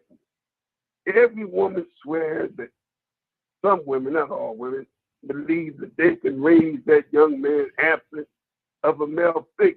And there are single mothers that I tip my hat off that have done some wonderful, wonderful jobs. But I'm one of those young men who loved to run the streets when I was a young man. I love the gangs. Gangs has been around forever and a day. We belong to ourselves, whether you belong to a bowling league, whether you belong to a pool league, whether you belong to the Alpha, the Omegas, or whether you belong to the Masons and the Shriners, whether you belong to the Navy, we gangs. But they are belonging to gangs that sometimes that would bring them into harm's way. I was that young man. But when you don't have a male figure, a man to tell you that you fear more than you fear the gang, I'm going to tell you a story, Brother Ryan. It's the truth. I was about 13, maybe 14. I was feeling myself. And that's what happens when you grow up. You start smelling yourself, as old people would say. Mm-hmm. And the phone rang, and I was eating a bowl of cereal, and my father was outdoors. And instead of me calling him Dad or Daddy, I called him by his first name, Harvey Telephone. My father came in and took the phone, and I wasn't paying no attention. He asked the question, who was that that called me? I'm not paying no attention. I said, I did. And my father smacked the taste out of my mouth Mm-hmm. and knocked the bowl of cereal, and I was on the floor. And he said, don't you ever. I'm trembling. And to this day, that's what a father figure does. Mm-hmm. He put the male in check. We don't have no father figure in the home. So what is the answer? We men must go out there and be able to give these young men the kind of male guidance that a father would give them or an uncle. Mm-hmm. We can't give up on them. Mm-hmm. We got to go out there where they at, meet them where they at. Young people don't care what you know. They just want to know that you care. So when I was doing the barbershop talk, that's where they're at. They're in the barbershop. And man, when I met these young men in the barbershop, you should listen to their conversation. Young people crave discipline. Young people love structure. Young people want someone to care for them. But as my sister said, as I heard, we're afraid of our own children. That don't make sense at all. No, none. But we want to know the answer. In my opinion, let's go out there, man, and not be afraid and go get our young people and show them some love. It may take a while, but we could do it. At least I believe we could do it. Absolutely. That's what I have to say, brother. Absolutely. Absolutely. K with an E, good morning. How you doing this morning? Good morning. Blessed in you all. Hey, blessed as well, sis, blessed as well. What's on your heart? What do we need to do? How can we stop all our young people from partaking in these gang activities? I know what's happening up there too.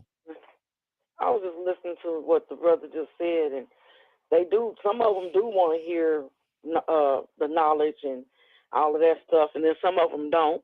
And the system made it hard for daddy to show a daddy figure and smack his kid or knock the cereal bowl out of his hand, because they could just run to go to school and say, oh, my dad smacked me so hard, my bowl went this away, and all kind of stuff. When I tell you I done dealt with that of all angles, I went into the family court and told the judge, told her, I would never have a grandchild or a kid that can talk to me any kind of way, because I'm going to go to jail behind mine.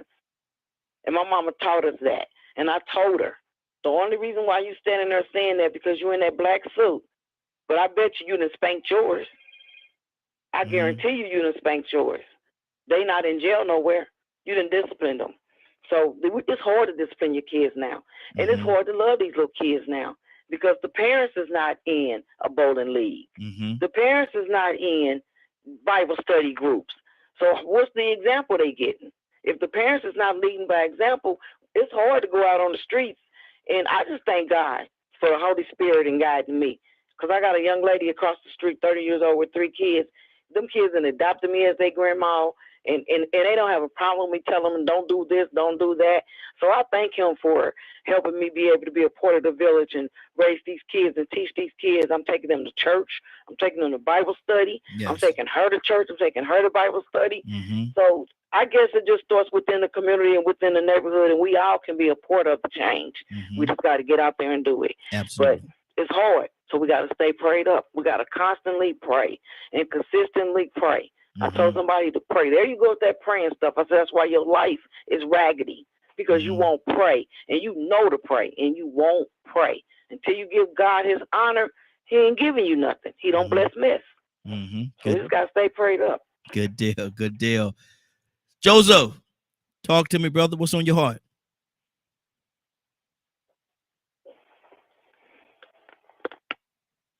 Joseph, you there?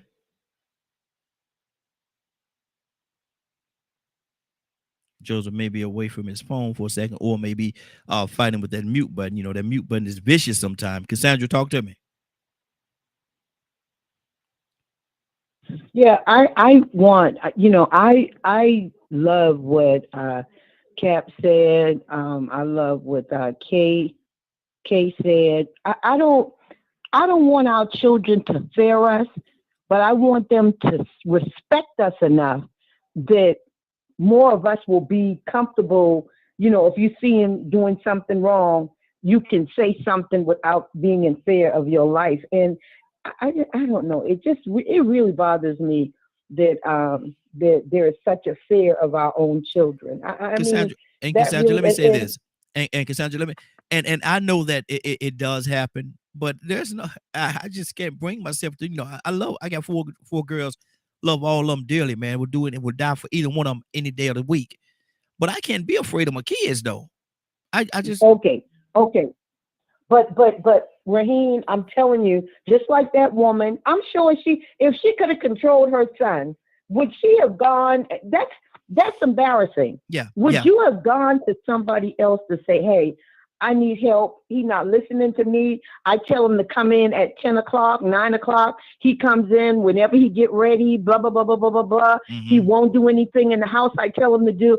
See, those are some of the things that parents are facing. And can I just make somebody mad? I don't really care at this point. I'll just make somebody mad. If we could slow down the rate of young women having 4, 5, 6, 7 babies. They're 30 years old and got 4, 5, 6, 7 babies. No man. They just popping them every time it's time for the defects recertification. They're pregnant again, for them to go to work.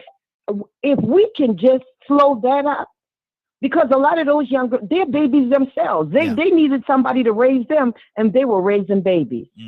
So now you got these kids that there's no dad around. Come on. She ain't doing nothing but laying at the house, watching TV and and watching TikTok and making TikTok and making TikTok videos.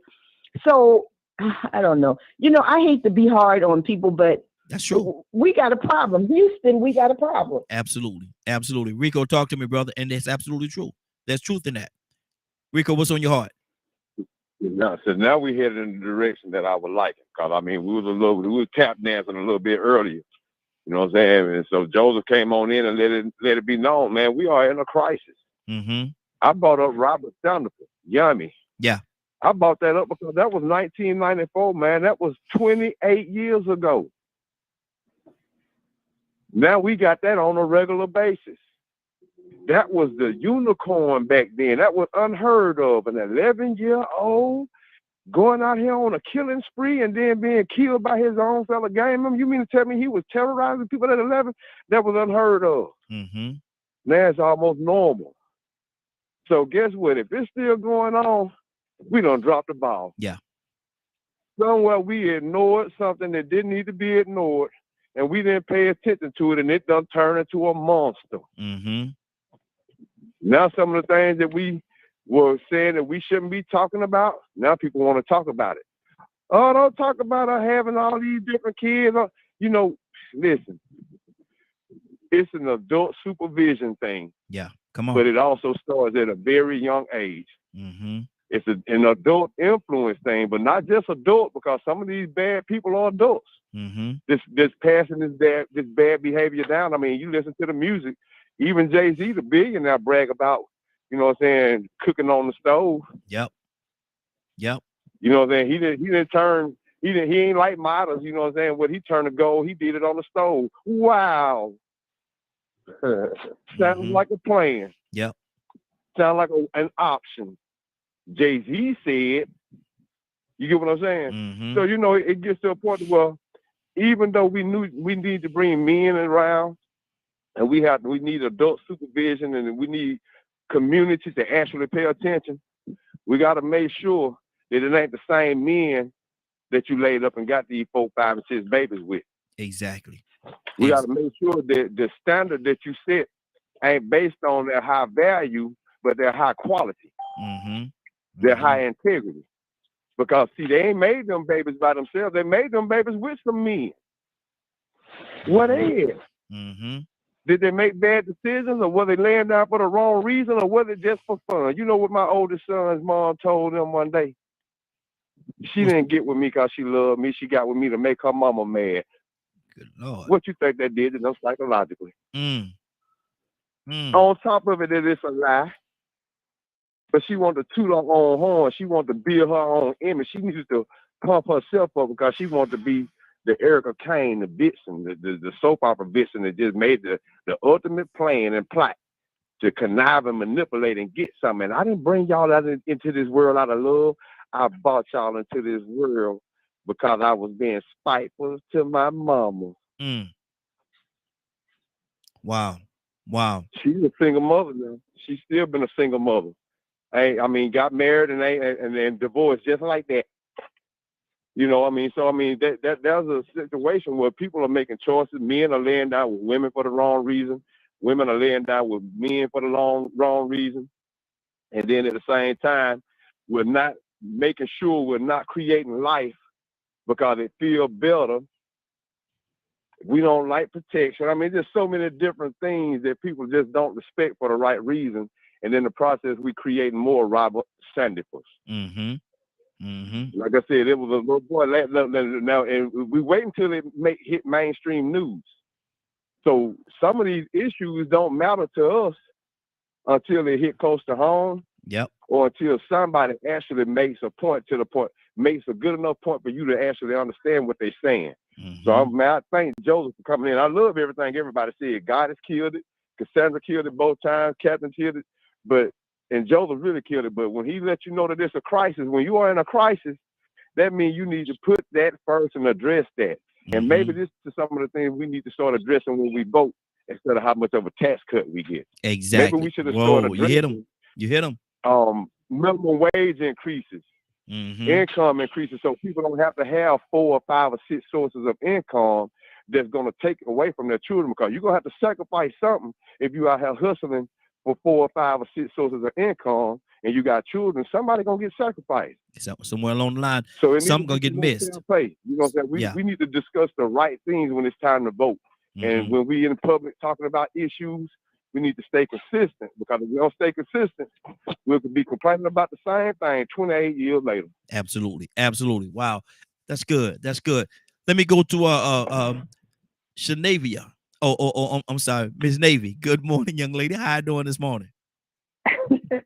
I'm good this morning. How y'all doing? Hey, doing good. Since we're talking, how you been listening in, or do I need to catch you up to speed?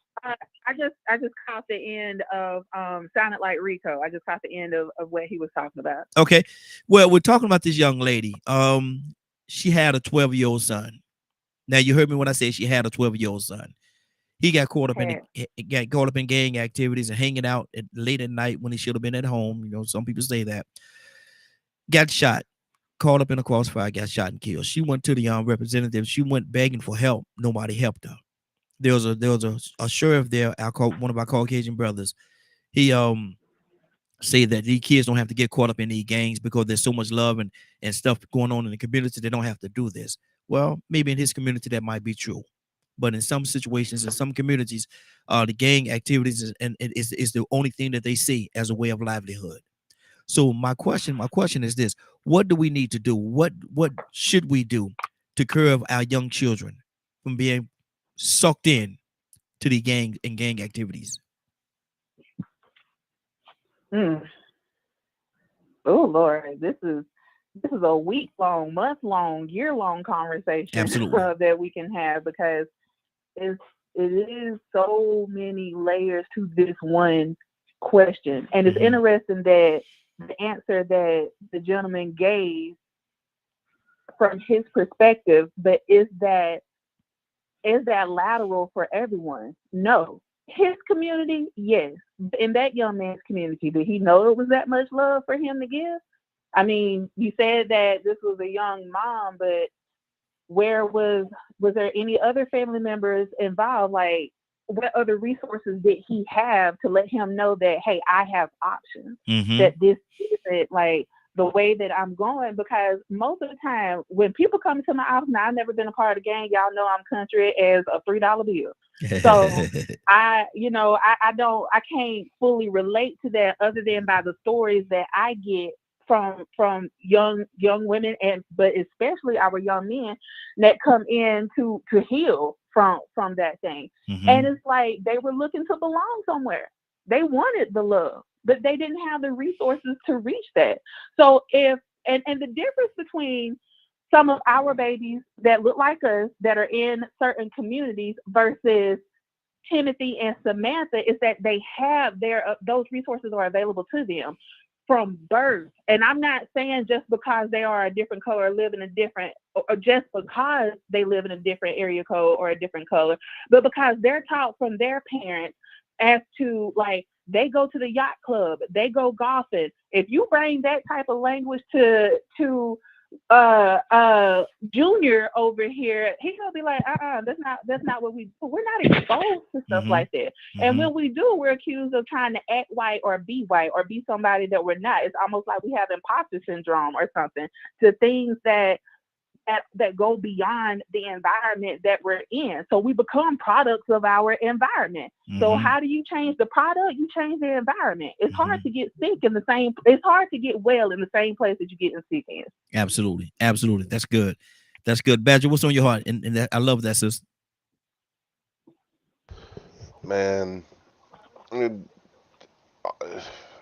Come on, what Badger. all the things that she just said was just wow. Just man, and that's the kicker. I really hope people heard what Navy said, not listened, heard.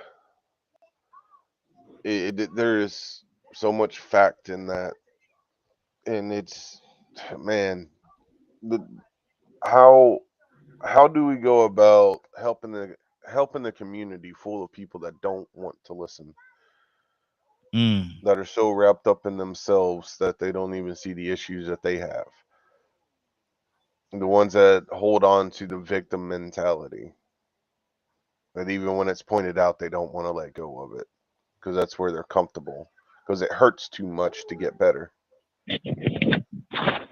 Like, what should we do? Yeah, and that's my very question, man. What do we do? Let me go ahead. I got somebody in the chat that says something. Let's see what they said here. And somebody got some activities going on with their phone in the background. Mute your line for me so we don't have that. I'm going to play this clip. I'm gonna play this clip once. I played it one time before. It's the I Stand With You challenge. I Stand With You challenge. I think it's time for us to play that clip one more time, just so we can let me put it here. Let me play it. Here we go.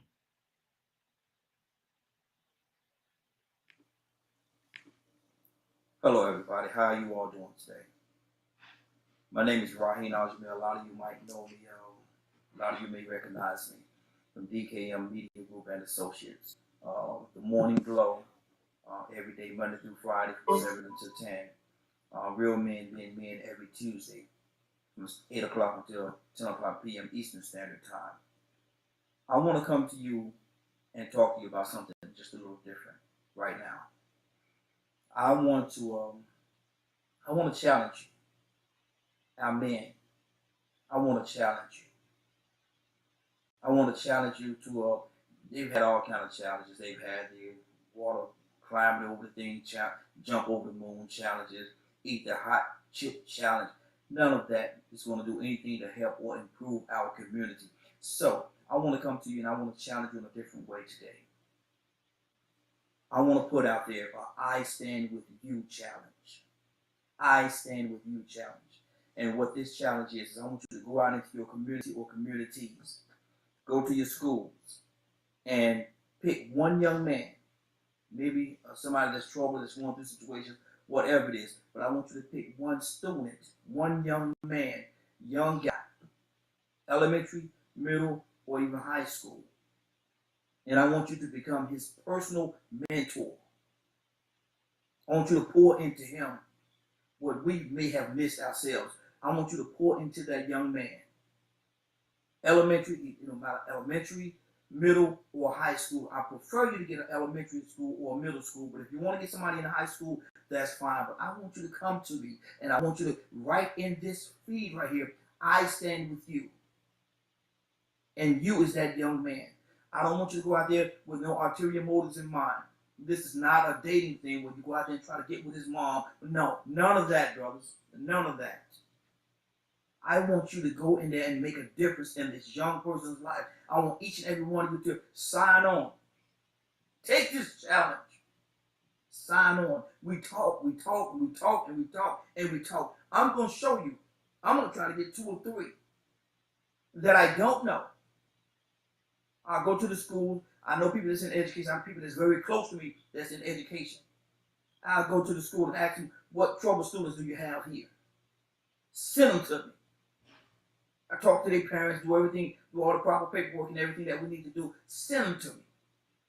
Let me take them to the movies. Let me take them to the park. Let me take them fishing. Let me sit down and have a conversation with them. Young man, what's going on with you? They tell me you're acting up in school. What's going on? Why are you acting up in school? What's really going on? Let's talk. And I got to tell you, it's not going to start off where they're going to open up to you because they don't know you like that. But if you be consistent, with this thing, you'll open up and you'll make a difference in this young person's life. I stand with you challenge. Are you with me? If so, write your name, send DKM Media Group 1 at gmail.com. DKM Media Group 1, number 1 at gmail.com. Reach out to me and let me know I stand with you. Go out there, get a young man. Pour something into these young people, man. They need us. Fellas, men, they need us. Stand up. All the other challenges, eat a hot chip challenge. What they gonna do for anybody? Climb over these crates. People get falling, killing themselves, getting hurt and all kinds. What is that gonna do? I stand with you challenge. That's the challenge that's gonna make a difference. Are you with me? I stand with you challenge. Send DKM Media Group number 1, DKM Media Group 1 at gmail.com. Just send me a message. Meet me on Facebook. Meet me on one of my shows or whatever. Let me know that you stand with me. Go out there and let's make a difference. Today is the day. Today is the day. Let's do it, man. We can do this. We can do this. I'm counting on you. I'm counting on you. Love y'all. Let's make a difference.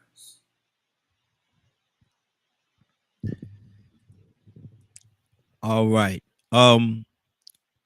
Rico, what's on your heart, brother?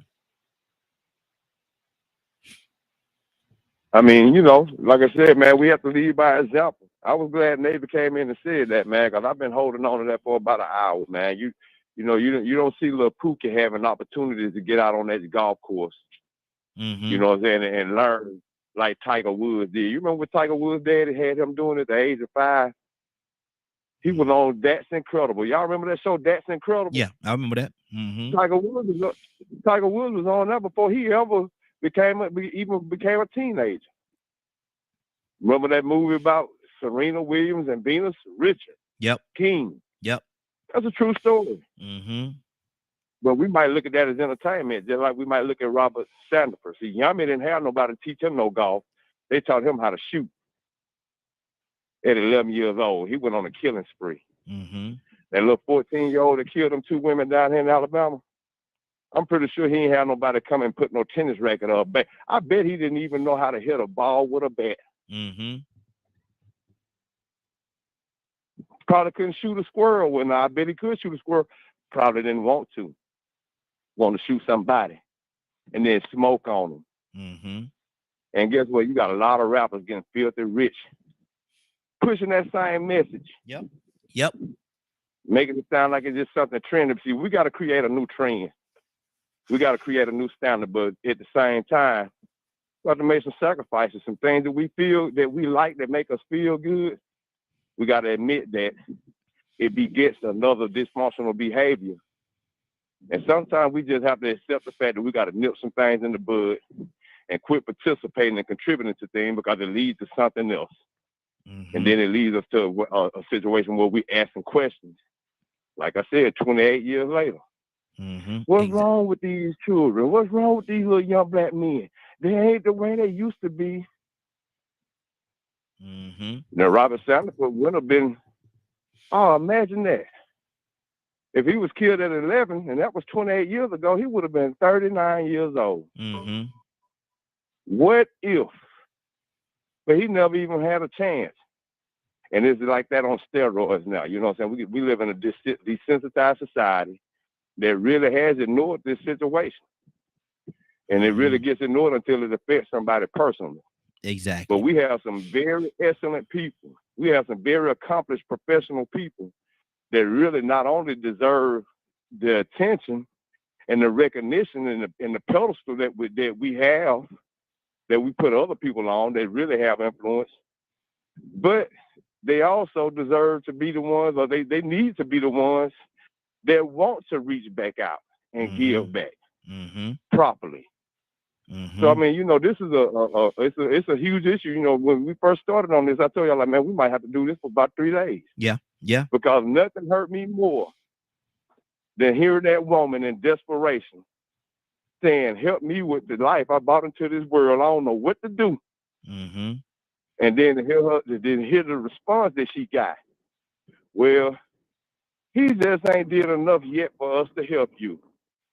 Wow. So you live in this great democratic nation where we'll protect that fetus and that baby while it's in your belly. But when it come out, it's on its own. You might you might even put it in the oven. Did y'all hear? It was another woman killed her children in New York. There's a lady.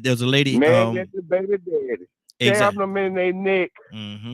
They found a baby. They found a baby remains in a landfill here. Because of the mother killed the baby. She's locked up now, but that baby's still gone. That baby is still gone. Okay, what's on your heart, sis? Talk to me. God is coming to you next. Okay, hit the mute button right there, okay.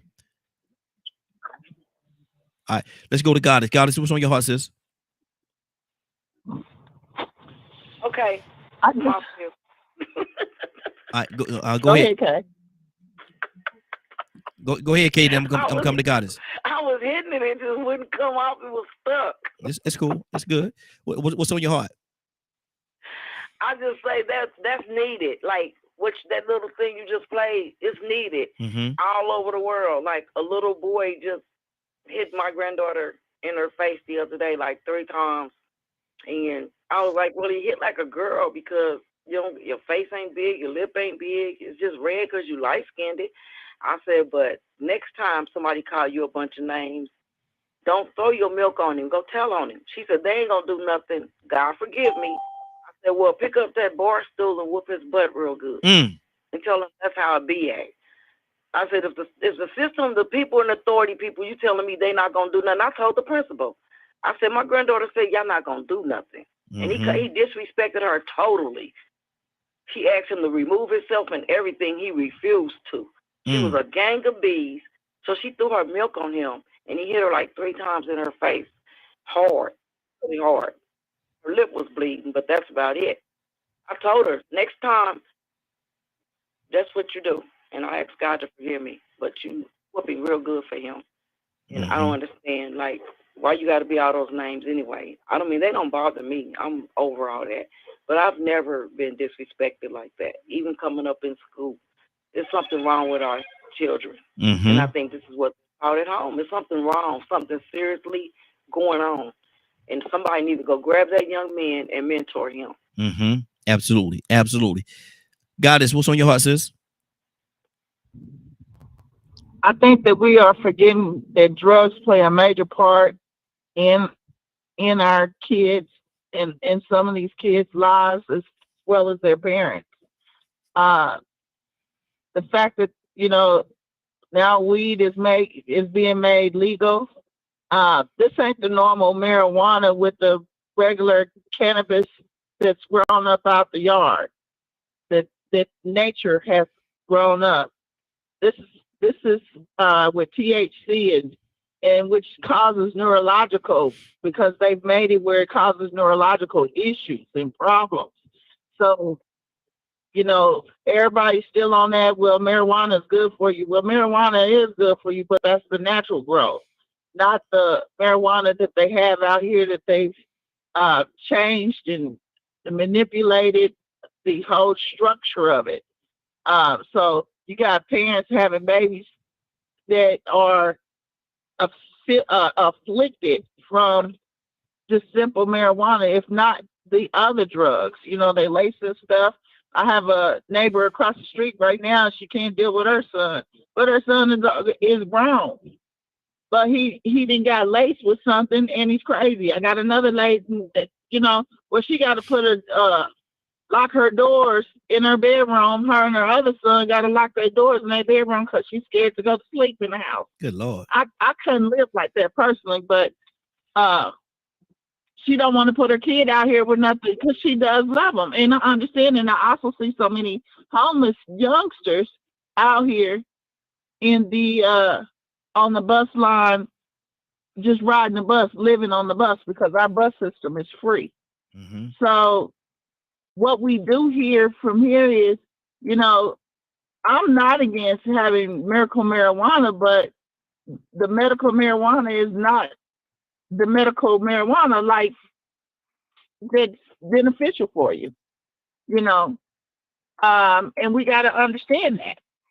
So when we voting and we looking and we got the feds and, not going ahead passing certain things, we got to start paying attention. I ain't got a problem with people smoking weed, but what I do have a problem with is that now that that marijuana is being changed and, they're doing more than just marijuana. They lacing it with this and that. Drugs is a major issue. Mm-hmm. We had a guy here in Kansas City. He's worse than Dahmer. The guy that grew up around the corner, beautiful family, got attached to some drugs. His name was Mark Sappington. Mm-hmm. He started eating his friends. Good Lord. He's worse than Jeffrey Dahmer. You can look him up if you think I'm lying. Wow. And you're absolutely right. These drugs is a major issue. It is. It really is. And so that's another layer to what we're talking about right now. Let me go to Toya. Toya with a T. What do you do if your kid just hanging out? That's the problem. We need to have a go-to place of what you do when your kids are start doing drugs, because it happens.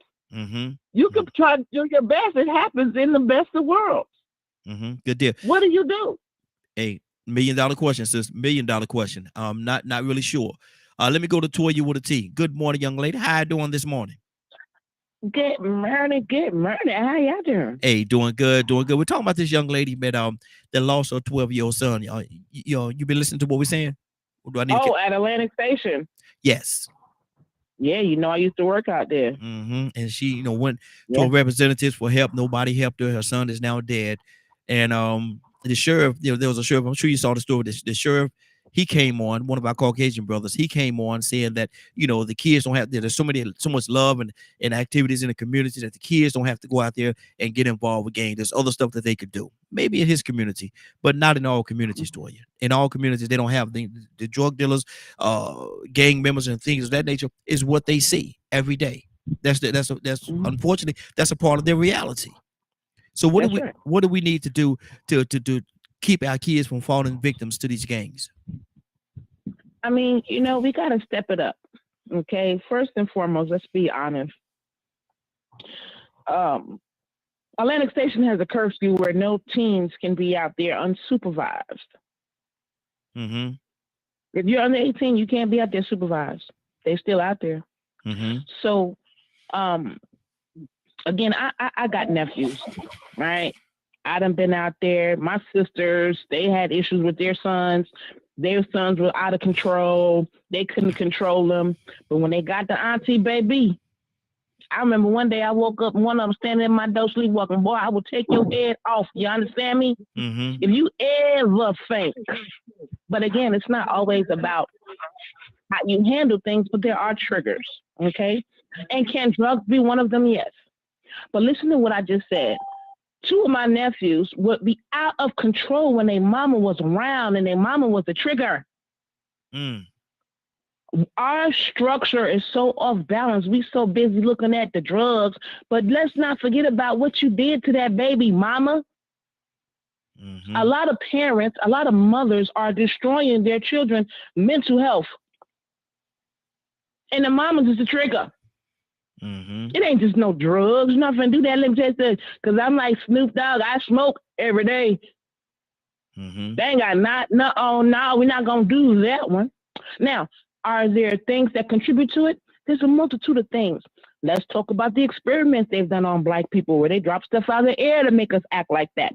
Let's talk about drugs. Let's talk about gangs. Let's talk about multiple influences that does everything it needs to do to turn us the wrong way, especially when you're dealing with a weak mind. I hate to offend anybody. A weak mind, one that's not trained up, one that don't know, oh, I don't have to just do what they say do. One that's just rolled up like a chia pet. Mm-hmm. And we have a lot of these issues in our homes, first and foremost. Mm-hmm. We don't practice guidelines and boundaries. Some of us, we so out of control, and I'm talking about the parents. We're not doing our job. We let our kids run around, do whatever the heck they want to do. Mm-hmm. We're raising them up to be heathens and hooligans. Now, I'm not saying that this is the case for this 12-year-old baby. That's not what I'm saying. But what I am saying is that when I'm out here in this world and I look at the behaviors, I'm again not talking about white folks right now, I'm talking about us. When I see the behaviors and how we carry on and how we act, we sometimes get ourselves in these situations. You know your bad behind kid bad is all outdoors. Let me tell you something. Where you gonna ship your bad kid off to? Huh? Mm-hmm. You think that's gonna work? Oh, we tried that, but that made my nephew angrier. Then when he say, "Oh, auntie, I should have stayed with you," there's one key component that we miss. Oh, I'm say 2, and we talk about it all the time. One component is most of these folks ain't even made off of love. You made because you need food stamps. You made because you want to make your mama mad. They made because whatever. They're not made out of love. These wedlock babies. Mm-hmm. Nobody care, ain't no love going on there. That's for one. And then for 2, just the simple love. Mm-hmm. Bruh, I done been there, I done that, I done been angry. You're talking to someone who would go out there and do these things. I was hurt because I was molested. Didn't nobody know they're supposed to be mind readers. So I went out there and I did bad stuff. Am I blessed enough to not be in jail for a murder right now? Absolutely, because I had a couple of pistols in broad daylight and was getting ready to pull triggers a couple of times. Mm-hmm. But I'm not going to blame it on drugs. I'm not going to blame it on my father. I was possessed by a multitude of different spirits that had been entered into my life because we walk around here like it's a joke. Mm-hmm. So when we talk about these kids today, think about the most two of things that we do not do as parents.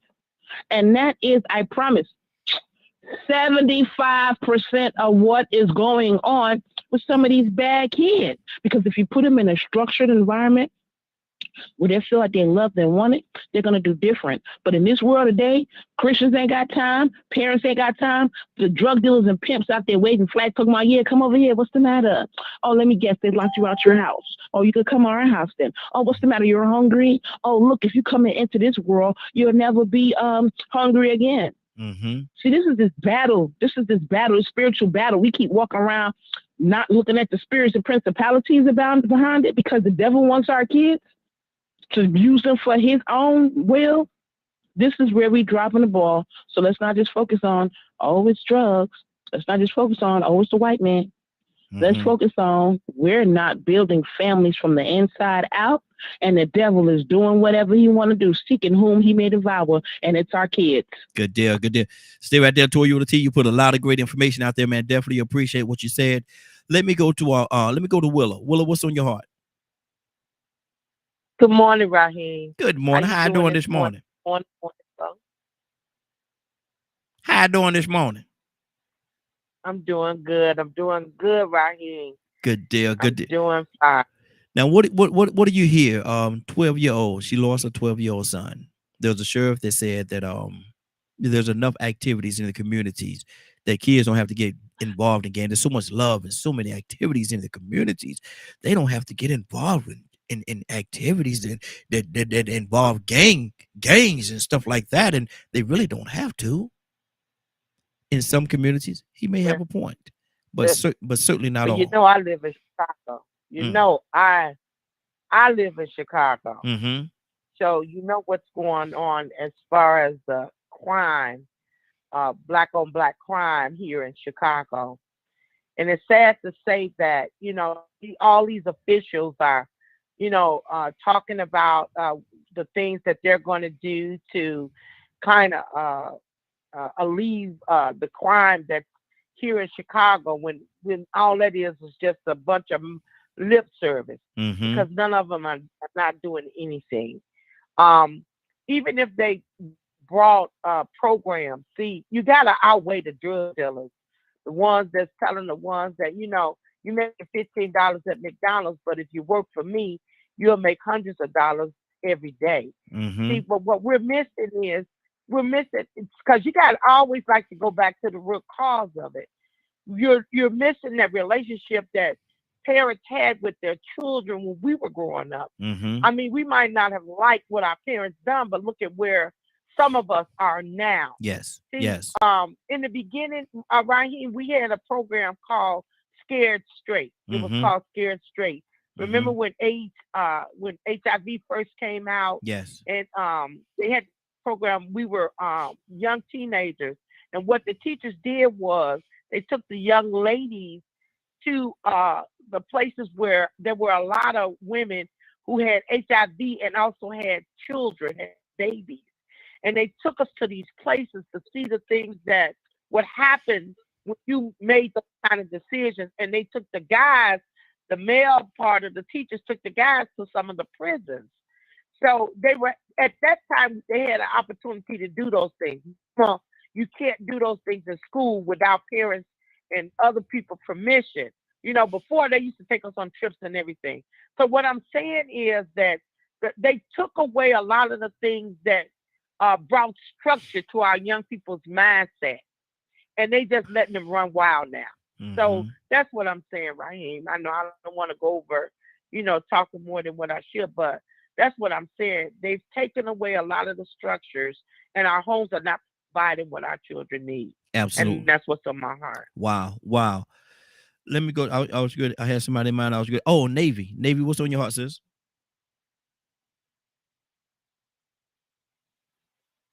Navy?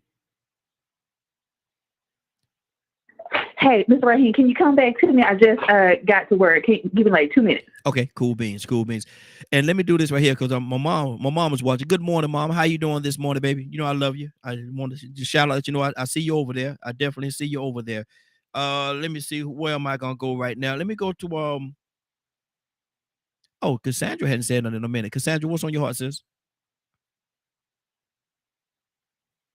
Hi, I'm actually on a train right now, so I'm just going to be listening until I get off of here. Okay, cool beans.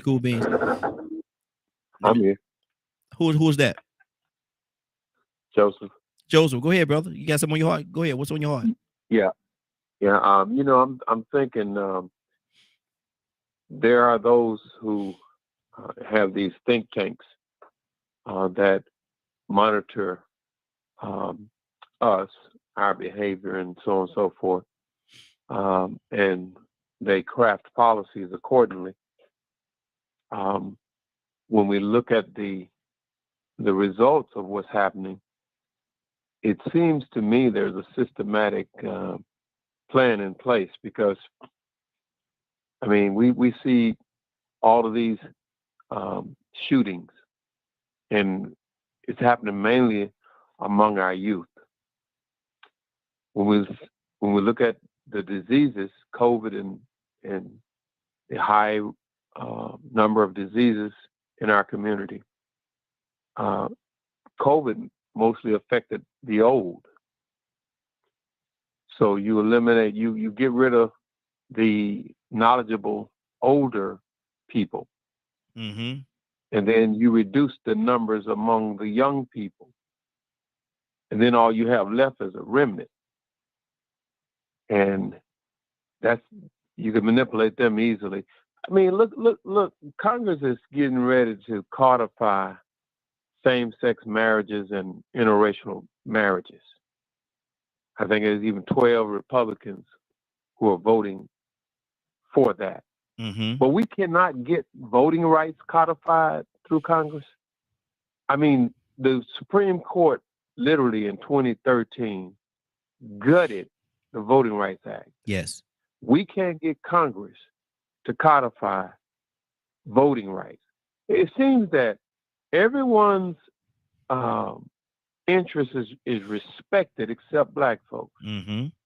Yes, sir. Now, we have a problem with gun violence. We have a problem with poor education system. We have a problem with access to health care. We have a governor in Georgia who refused to accept federal dollars to expand Medicare. Mm-hmm. This is by design. This is systemic.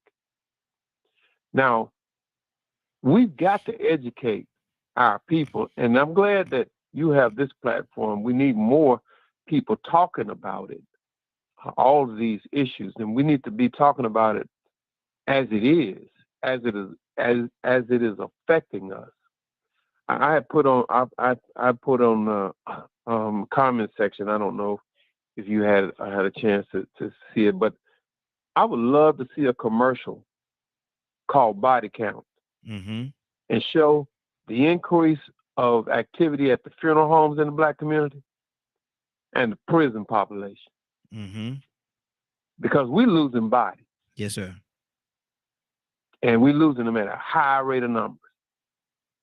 And this is reality. Mm-hmm. I believe it's systemic. Absolutely. Absolutely. And I agree with you. I definitely agree with you. Badger, what's on your heart, brother? You wanted to say something? Wow. It the way things are right now is hurting everybody. And I'm going to be honest. I voted for the first time in years, and I have never felt so uncomfortable in my life, because the way their voting booths were set up, anybody could see who I was voting for. And where I live, they definitely expect you to vote a certain way. Mm-hmm. It don't matter who you are. Wow. And that's why I was asking questions from somebody how voting booths were supposed to be set up, and it's supposed to give you more privacy. These didn't. Anybody could just look over your shoulder if they wanted to. Mm-hmm. And I didn't know that was illegal. Mm-hmm. I thought it was, but I wasn't sure, so I had to look it up and ask some people.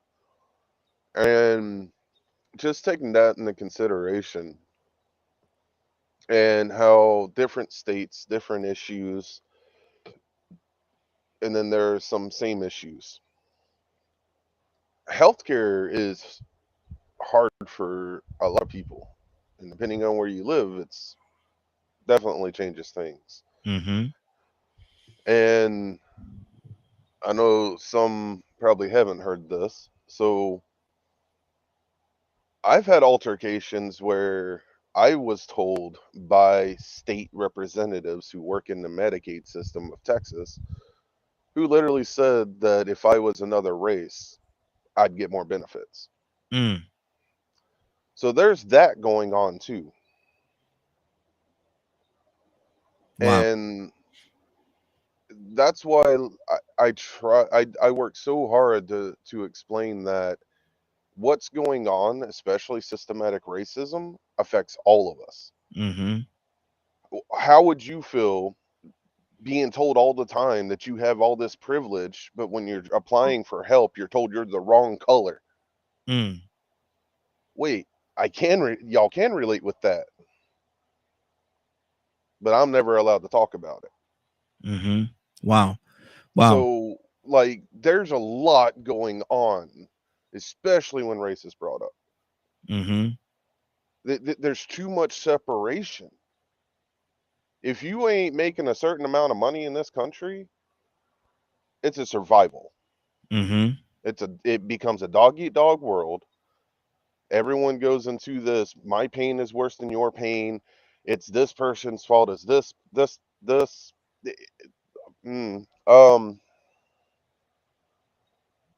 We're dealing with the same evil. Mm-hmm. And depending on where you are, you're going to get different versions of that same evil. Good deal. Good deal. 508-924-3521.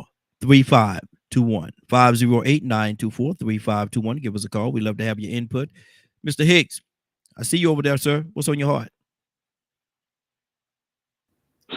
Well, I sort of relating to what the brother was saying about it being none of this is accident. I think that's putting for me is it's seeing recognizing for most of my life that none of this is by accident. None of it. Mm-hmm. There is social engineering. There are think tanks. There are people that monitor, and the very origins of what school was set up for.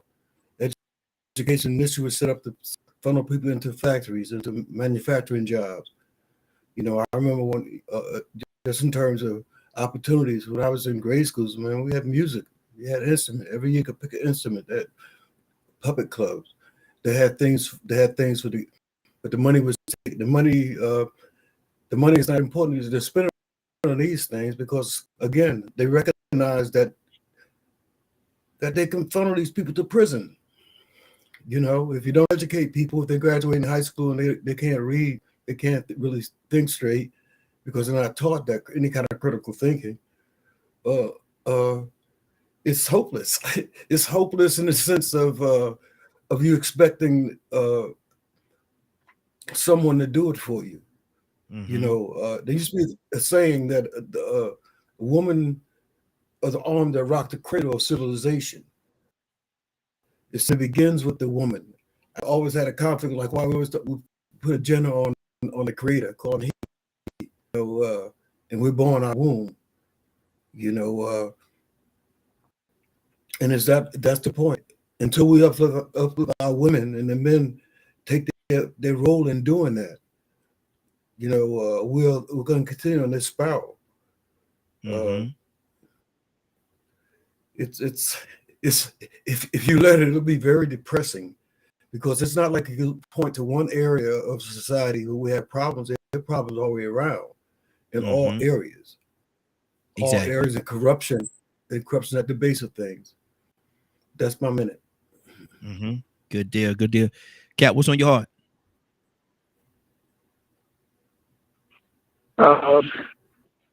You know, I'm sorry I've been in and out. I had one of them doctor video calls, man, dealing with my knee. Where we at, my brother? Where we at? We're still pretty much the same place, talking about what we need to do to curb our children from partaking in the gang activities. Well, you know, everybody has made some very valid points, and I heard what Mr. Joseph said and heard what Mr. Hicks said. I mean, there's no question that we have to accept responsibility as men. I just believe that we can't relinquish our authority and responsibility to, well, that's the way it is. It's a shame. I don't know how we're going to deal with it. I just can't take, in my mind, a defeated attitude, because I do believe we have a responsibility and obligation as men, right? I'm not going to talk about it, y'all. I'm talking about the men to go out there. Do you know, Raheem, when I grew up, 80% of the homes had a father And we talked about, as I heard Sister Cassandra talked about, all these sisters having babies. Rico, second that emotion, sisters out there just having babies. But they're not having babies by themselves. Somebody had to put that seed in them. What's going on? When I grew up, and I wanted to go see the old girls, and remember, you know, their names what? Tawana, Tawaka, or Lady, or Mercedes. They were Sharon's and Debbie. And I would go over to the house and throw the rock at the window and, hey, Debbie, is your father home? Preach, boy. Because there was a man there to protect her virtue. There was a man, the father was the knight in shiny armor. He would come out on the porch, boy, if you don't get out of my yard, I'm going to break your neck. Yes, sir, Mr. So-and-so, yes, sir. You couldn't have access to Debbie. If I had to get to Debbie, she couldn't be at home. I had to wait till she was babysitting somewhere. Where you babysitting at? Oh, I'm babysitting. Remember they used to babysit? Yes, sir. I speak over to the babysitter. And even then, I couldn't get her because the first thing that come in her mind, if I got closer, she seen her father's face. Get off me, get off me, get off me. Yep. There was a fear. But the man was the knight in shiny armor protecting the virtue. But today, there ain't no man. The mama go to work and the starters at home with her sisters, and there's a whole house full of boys. They playing music, cat music, sex music. Everything is driven by sex. Everything. In the music, I'll do this to you. I'll go down and sex. In the music, sex in the music. Yes, sir. And they go around, and there's nobody. There's not a guard at the door. So how are we going to blame them when there's nobody there that they respect? The women want the man, they want their fathers, but the fathers is going down on the daughters now. The father is molesting their daughters now. The grandfathers, the uncles, they don't have a protector. There's not a protector. That's right. And we sit here as men talking about, well, you know, no, not me, not Captain Dennis. As long as God gives me health and breath, I'm going to try to save them, daggone knucklehead brothers. And give them the kind of guidance my pops gave me. And tell our women, if you touch this young girl, sister, close your leg, young girl. And you sisters on this line, that's what you got to do. Don't be afraid. If I'm not afraid to go after the men, don't you be afraid to go after the girl. Yes, sir. They want that. Close your damn legs, girl. Yeah, right. Sitting up here, look decent. Don't no man want a whore as his girlfriend or a wife. You got 4 or 5 different baby daddies. And you think that is honorable? That's a shame. You got 5 babies, each one of them got a different daddy. And you look at that as honorable? No. So I'm saying, yes, we got jobs to do. But you know what? You said it. Go out here, man. What is it called? At the time, what would you play when you played your thing? I stand with you challenge. I stand with you challenge. We gotta be that. I stand with you challenge. So that's my attitude. I'm sorry, family. I'm very passionate about this. But I do believe it is the man's moral obligation to protect the women, the children, and the elderly in the community. I believe, I'm going to say it again, it is the man's moral obligation to protect the women, the children, and the elderly in the community. That's our duty. And when we use the word moral, you know what it means. It is our God-given obligation. Absolutely. And I'm not going to run from my responsibility. Not Brother Dennis. Good deal. That's all I got. Let me go to Toya with a T. Toya with a T, talk to me, sis. Okay. Keyword. Father. That man hit that. We still trying to get out of this original design. A couple of years ago when God first started dealing with me and I knew he was real. Ain't just no story. He always kept on me about an original design, girl, and you ain't the leader. You ain't the head. You know how long it took for me to get that? 'Cause yes, I can. My dad raised me great. Did I tell you I got to go back? I had to go back and tell my nephew some of that stuff I tell him was wrong. And I tell y'all that. Mm-hmm. I tell you I had to go back and tell my nieces. Yep. Listen here, girl. Auntie was possessed, baby. No. No, we wasn't supposed to be doing that. Mm-hmm. We don't open up our legs because our uncle molested us to everybody. Mm-hmm. We don't allow a man to let us sell ourselves and he take the money. We don't allow ourselves to sell drugs to our people just for money. You a punk. You are nothing. So I had to go back and recreate all that because I was possessed. But Captain hit it on the head. The father. Again, a very key element. Foundational element Mm-hmm. to everything we will be in life. But keep in mind now, did I tell y'all that I was still raised by my father? He was the God. We had some knockdown, drag out battles, baby. But still, doesn't take away the fact that even if I defied some of the things he said, listen, some of that stuff I just want to do because you was a Christian, you sit in the corner, you can't fight back, or you just get hurt and stepped on. I don't want to be like that. Mm-hmm. So I did the exact opposite. And where am I back to? The foundation that my father taught me.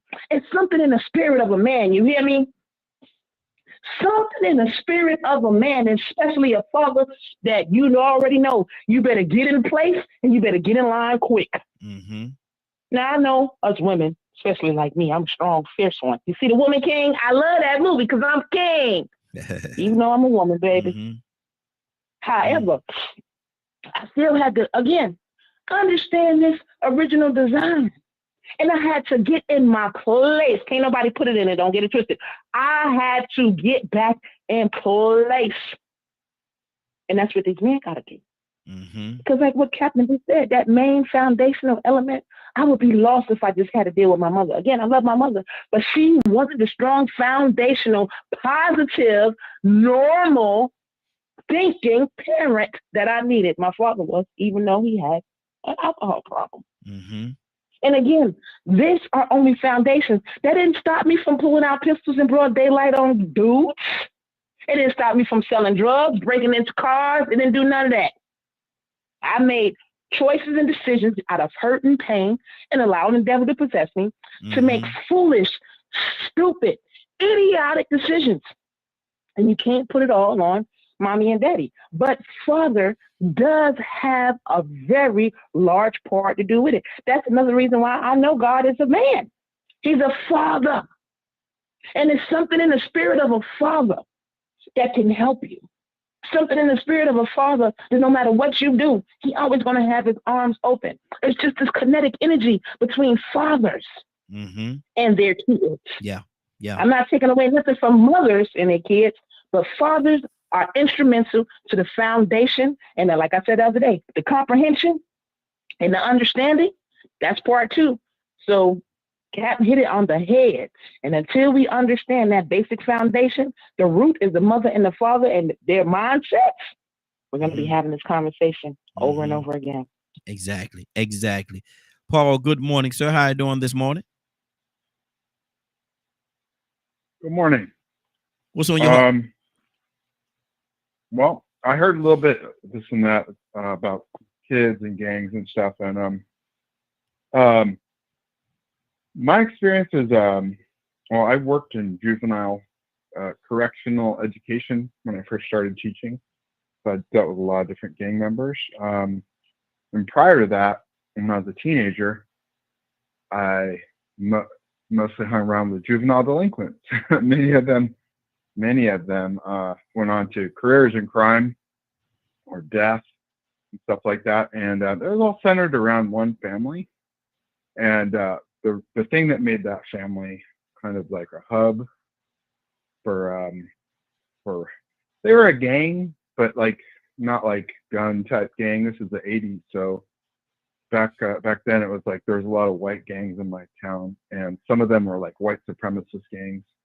And this group that I affiliated with, they were not. They were like opposed to those people. But yeah, the thing that drew everyone together was the parents were so lax. Like everyone would go to that house and just do drugs with the parents, and the mom would have sex with people, you know, with the son's friends, and just all kinds of craziness. So yeah, I mean, the thing that's what I think everyone is saying is that the family unit is weakened. It gets weakened by a lot of different things. So economics, right? There's not a lot of opportunities in certain communities, or just dysfunction, just, you know, generational dysfunction. Grandparents had problems, parents had problems, everything else. So I think their solutions are economic mostly. You know, if you can have your basic needs met, then you have time to spend with your kids. You can take them to a museum. You can read books with them. But if you're working 2 jobs and you don't have any time, I mean, those kids fall through the cracks. Or you know, another common scenario is when the parents are all strung out on something. Even weed, you know, people get strung. I know people that, you know, I think you could use those substances responsibly, but a lot of people don't. They're just high all day long. They're not taking care of their obligations. So I don't know. That's my experience with it. Good deal. Good deal. Ibrahim, what's on your heart, brother? Oh, my turn. Yes, sir. Oh yeah. Well, you know, I like the idea about community, right? But you know, I had an opportunity to see the country before, during, and after the crack days, right? Well, the crack days ain't over with, but you know, the surge, and you know, I think that Hillary Clinton said it right. I know she was paraphrasing some authors, but it takes a child to raise a community, and I think we forget that. I heard somebody saying about they go to one neighborhood or your neighborhood, you did some wrong, you know, then the mother was informed, and the mother would call on the father or the man in the community help, right?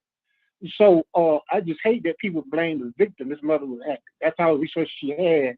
She tried to get help the best way she could. And there was no help to be found at the time, or the child could be not brought to help because there's certain laws and restrictions. And we talked about one time about how that people are about chastising kids, and there are real laws about chastising kids. You know what I mean? And we don't know the difference between what is abusive and what is helpful. So getting back to that, you know, I think the mothers and fathers, as well as the children, need to go through a resurgence of training and education and talking. It's hard to help a child, and then you see the actions of the mother or the father are doing the same things, right? Yeah. And you know, so you have to we really have to educate these parents. I would say I see hard hit. A lot of people are hitting the age around the millennials, the early millennials. Their kids are now, some of the kids are now in their 30s. You know what I mean? And I met a young lady last night. She was 21 and had 4 children, had a first child at 14. You know, so that's what we have to deal with, you know, and showing them if you are a mother or grandmother, that, you know, whatever, be a grandmother for those children. That's what they used to do. We all had big mamas. You know, we talked about that. And when I did something on the community, by the time I got to the house, I was spanked a couple of times, then and mom was waiting at the door with a switch. You know what I mean? Or would tell me to get the switch. Exactly. I'm tied up and all that. So it does take community sometimes. Yeah, exactly. And all the time, really, because we're not in the bubble. You know, it's easy to blame a victim, you know, a complex victim, right? And it's easy not to hold her responsible. Exactly. But it's also more helpful. It's more helpful for all of us to take our resources and kick in. And I like the thing that you were saying about that you want to raise up the challenge. Yes, sir. Just one last thing. There's a program called Aviation Career Enrichment, the ACE program. This gentleman's been teaching Black children and now all children about aviation, not just how to be a pilot. And he's had multiple success. You know, his son and a lot of other people that came to the program are captains at Delta Airlines and other places. Oh, okay. That's good. That's good. Black on But you take, you know, and I participated with a couple of people So my daughter's age, they're Air Force captains. One's flying an F-35, Mm-hmm. and the other one is flying a C-130. So it's exposure too. I know that was brought up before. You have to expose kids to another environment. See that you can do that. You can be a part of that, right? This is another gang, another group that you can be a part of. That you're gonna go higher and further. So Good to deal. speak. Sorry, Absolutely. the phone- Good deal. And that exposure is good. And I like how you said about the community, man. I really appreciate that point as well, because it does take sometimes you have to go as a family, because if you have a bad spot, you can't just cut out that one little spot. You could be a part of the situation yourself, or a part of the solution yourself, if you all just go as a family and get help together. Let me go to Rico. Rico, what's on your heart, brother? Yeah, I think everybody getting to it now, and I agree with what he was saying. But then, I brought up this word before. Sometimes accountability isn't blame. Mm-hmm. It's just the fact that you may be contributing to a dysfunction or a disorder, and you don't know it, and so you need to be made aware. Mm-hmm. Because there's sometimes some things I did in the past, I was contributing to some of the things I was against, or contributing to some of the things that was hurting me. Yeah. But I wasn't really aware that I was doing it. Mm-hmm. Was I a part of the blame? Yeah, I was a part of the blame. But there was also other things that created those conditions that made me think it was cool to do that, or that it was an option. Mm-hmm. So it ain't just going to see, when you start talking about blaming, it feel like people start feeling like, oh, you just got to put the finger at one person. No, you are a part of the problem. Mm-hmm. So guess what? That single mother that might decide she want a man that got swag instead of integrity, and then all of a sudden when she see she done got enough of him, and she see what he working with, now she done heard another one working with a monster, and she want to get a little bit of that too. Now it's the second baby daddy. Mm-hmm. You got to blame her, because she still went after what she wanted, what she thought was important, what she valued. So once again, now we come back to these key words I heard: structure, stability. You know what I'm saying? The word foundation comes to mind when you start talking about having a sound structure. I was glad Willa brought that in. A lot of people they lack that structure. That's really what the whole root of it is. And when you start identifying which ways they lack it, what they're missing out on, then you start addressing that. And we have addressed all of these different avenues, all of these different ways. Mm-hmm. And the reason why we should be involved in voting, and why we should be involved in politics. As adults, we should be more examples and more consistent. But once again, there goes another word: we got to be consistent. Mm-hmm. Mm-hmm. Because once you leave, that child is going right back to that environment. And if you're only giving that child a break from that environment, or exposing that child for something once a month, once a year, but that child got 23 hours and 364 more days to deal with that same negative, toxic environment, where the mama is the bully. Have you ever seen a mama teach a boy how to play football, but she ain't never, had a man around to show her how to play football and know anything about it? Mm-hmm. She might get out there and do them wrong, trying to teach them to be rough and not be a BAN. Mm-hmm. Mm-hmm. You ever heard a woman call their son that? Oh, I hear it all the time. So it's like, there has to be some understanding on why that foundation is necessary. Because if you don't find out, you'll be crying about a 12-year-old years later. I mean, like right now, I bring it up. We're talking about a situation this ain't yesterday that it happened, or the day before yesterday. In my mind, this happened 28 years ago with Robert Sandifer, Yummy Sandifer. And I know Willa know all about Yummy Sandifer. This is the same situation. Mm-hmm. And it still exists. These conditions still exist, and they exist on a much higher level. Mm-hmm. And those things that we're talking about that's needed must be still lacking. The structure in the system, the structure in the family home, the structure in the community, all of those things that we speak on when we talk these cliches about the village. It takes a village. Yeah, I mean, but it sounds good, but then you got to put it into action. Mm-hmm. So, I mean, man, we just have to lead by example, man. Be more consistent. Put our pride to the side. But then at the same time, when people point out that some of the things that we love and that we, participate in is part of the problem, be willing to accept it. Exactly. Good deal. Let's keep this thing going. Let me go to K with the E. God is coming to you next. K, what's on your heart?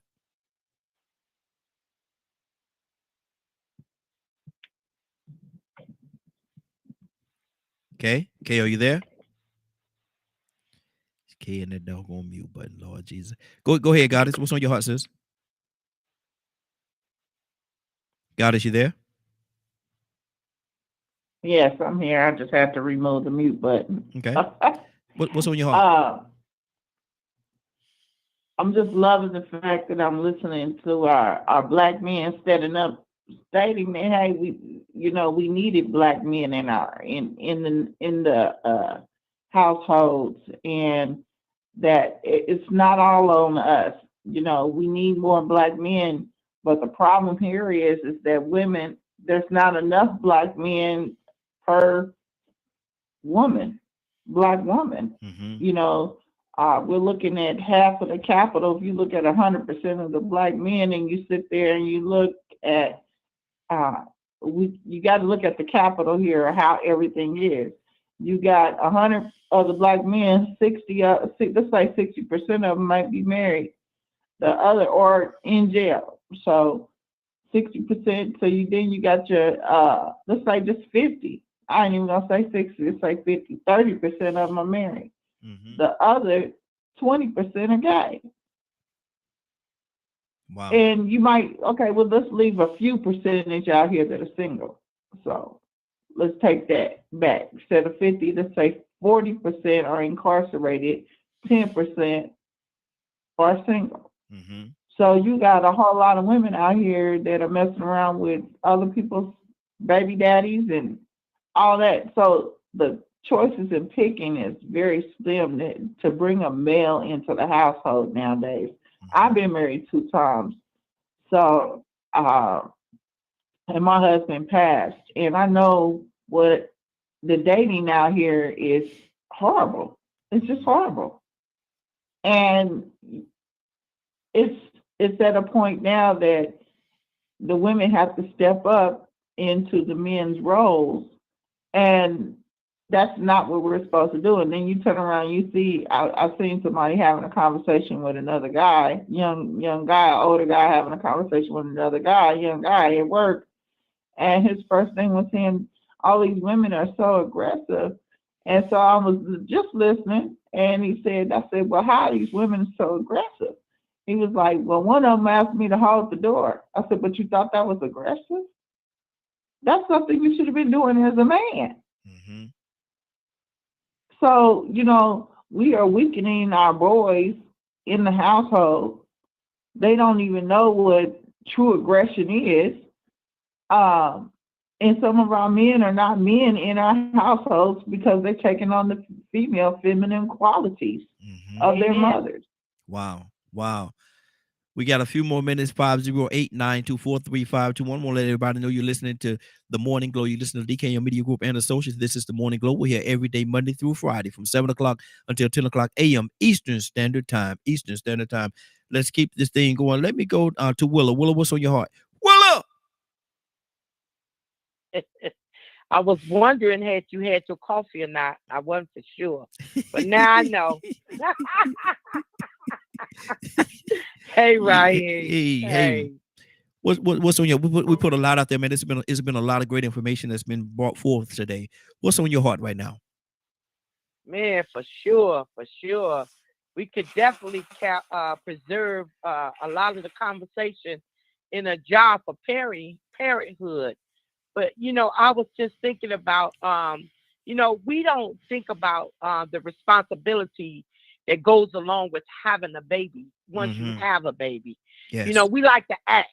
We like the sexual act, and a lot of times we don't think that there's a consequences that when you do have sex, what's going to happen after you have it. Now here comes the drama.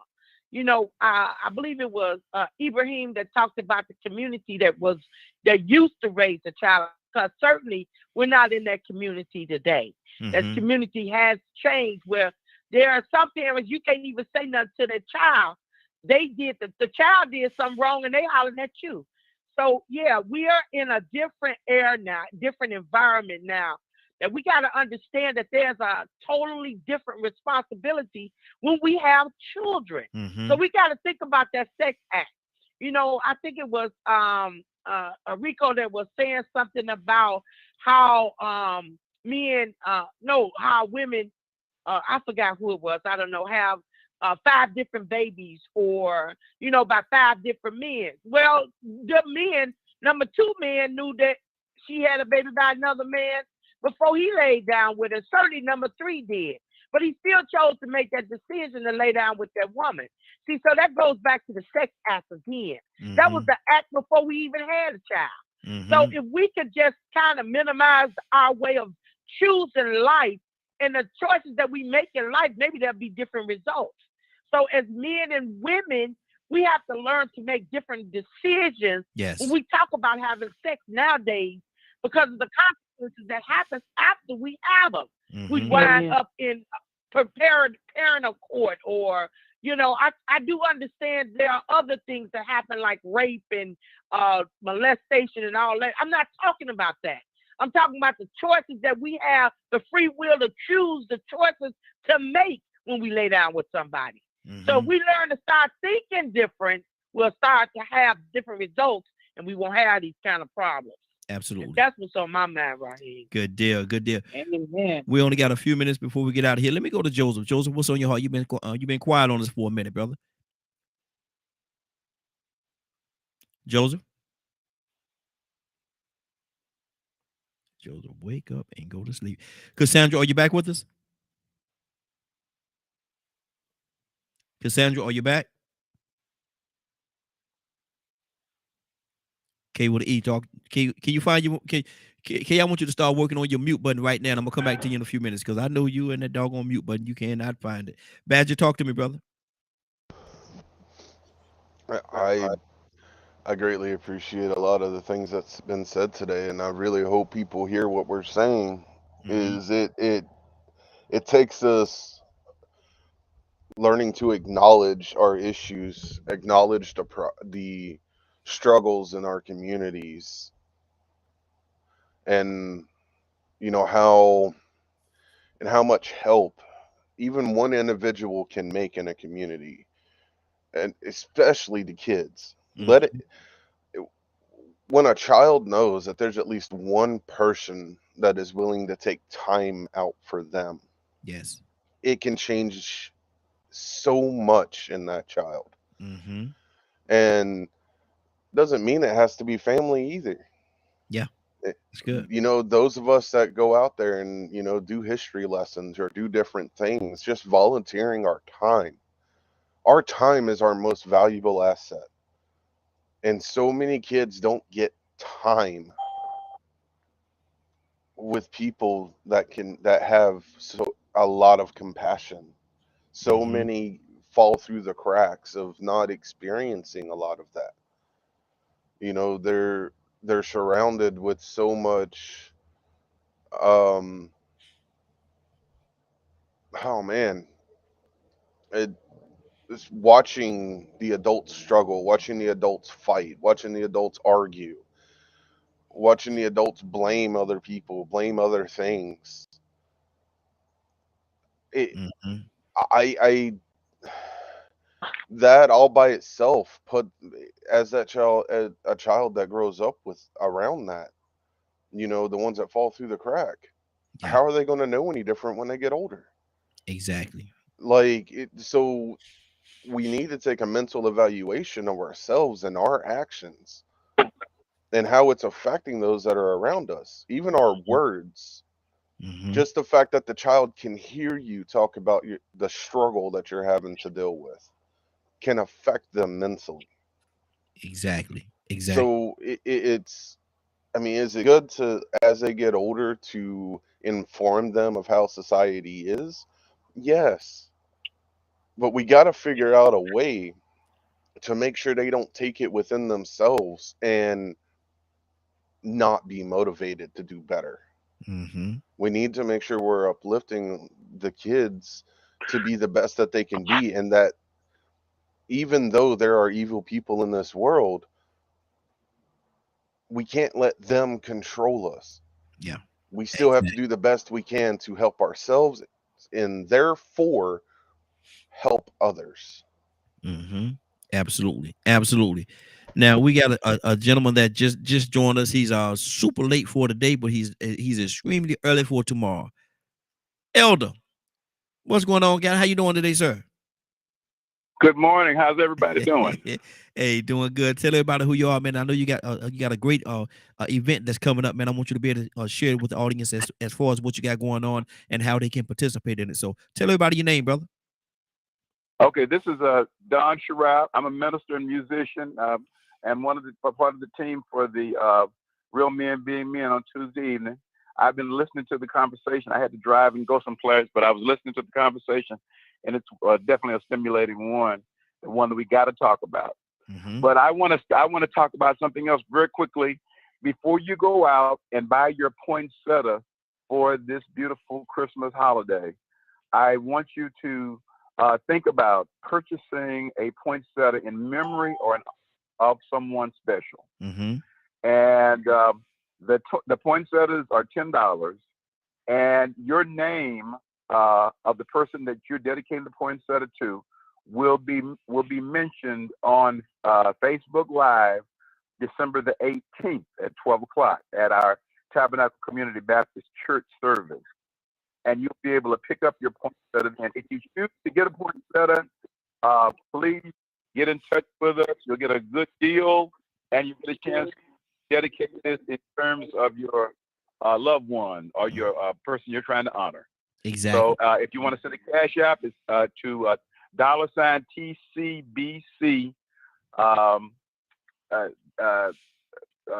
TCBC 360. If you want to send that $TCBC 360, and you will send that $10, and your person will be announced on Facebook Live on December 18th. So I just wanted to throw that in. Thank you, Raheem, for the opportunity, and thank you so much for what you do for the community. Hey, thank you, brother. Give me that cash app one more time. It's $TCBC 360. TCBC 360. Okay, I just added it onto the screen so everybody can actually see it. So if you have any issues, just look at the screen and it is right there. I got $TCBC 360. Yes, TCBC 360 is the cash app, and it is actually on the screen right now. So if anybody you want to know what the cash app is or how you need to do it, all you have to do is look at this broadcast, and it's right there on the screen, so you can see what where you send your cash app to.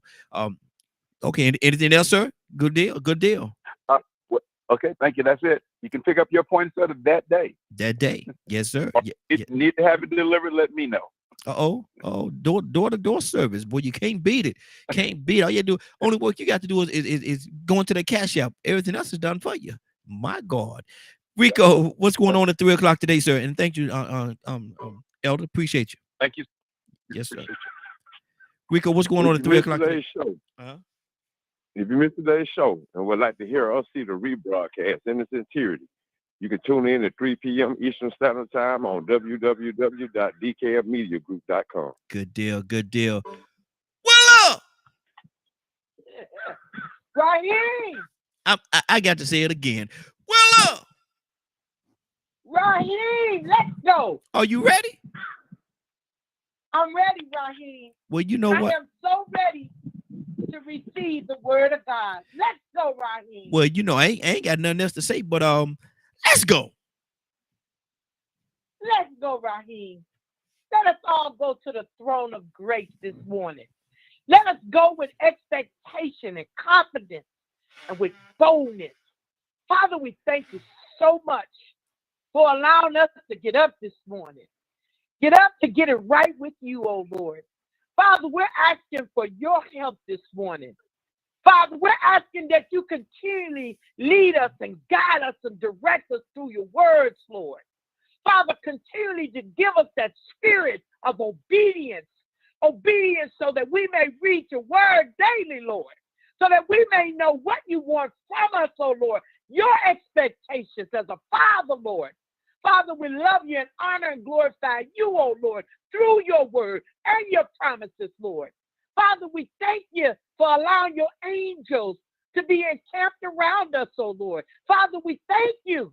We thank you, Lord, for your mercy and your grace, Lord, loving us when we don't even know how to love ourselves. We thank you, Lord, for continually being in our lives, giving us that light and that lamp under our feet, giving us directions and guidance, Lord. We thank you for it in the name of Jesus, Lord.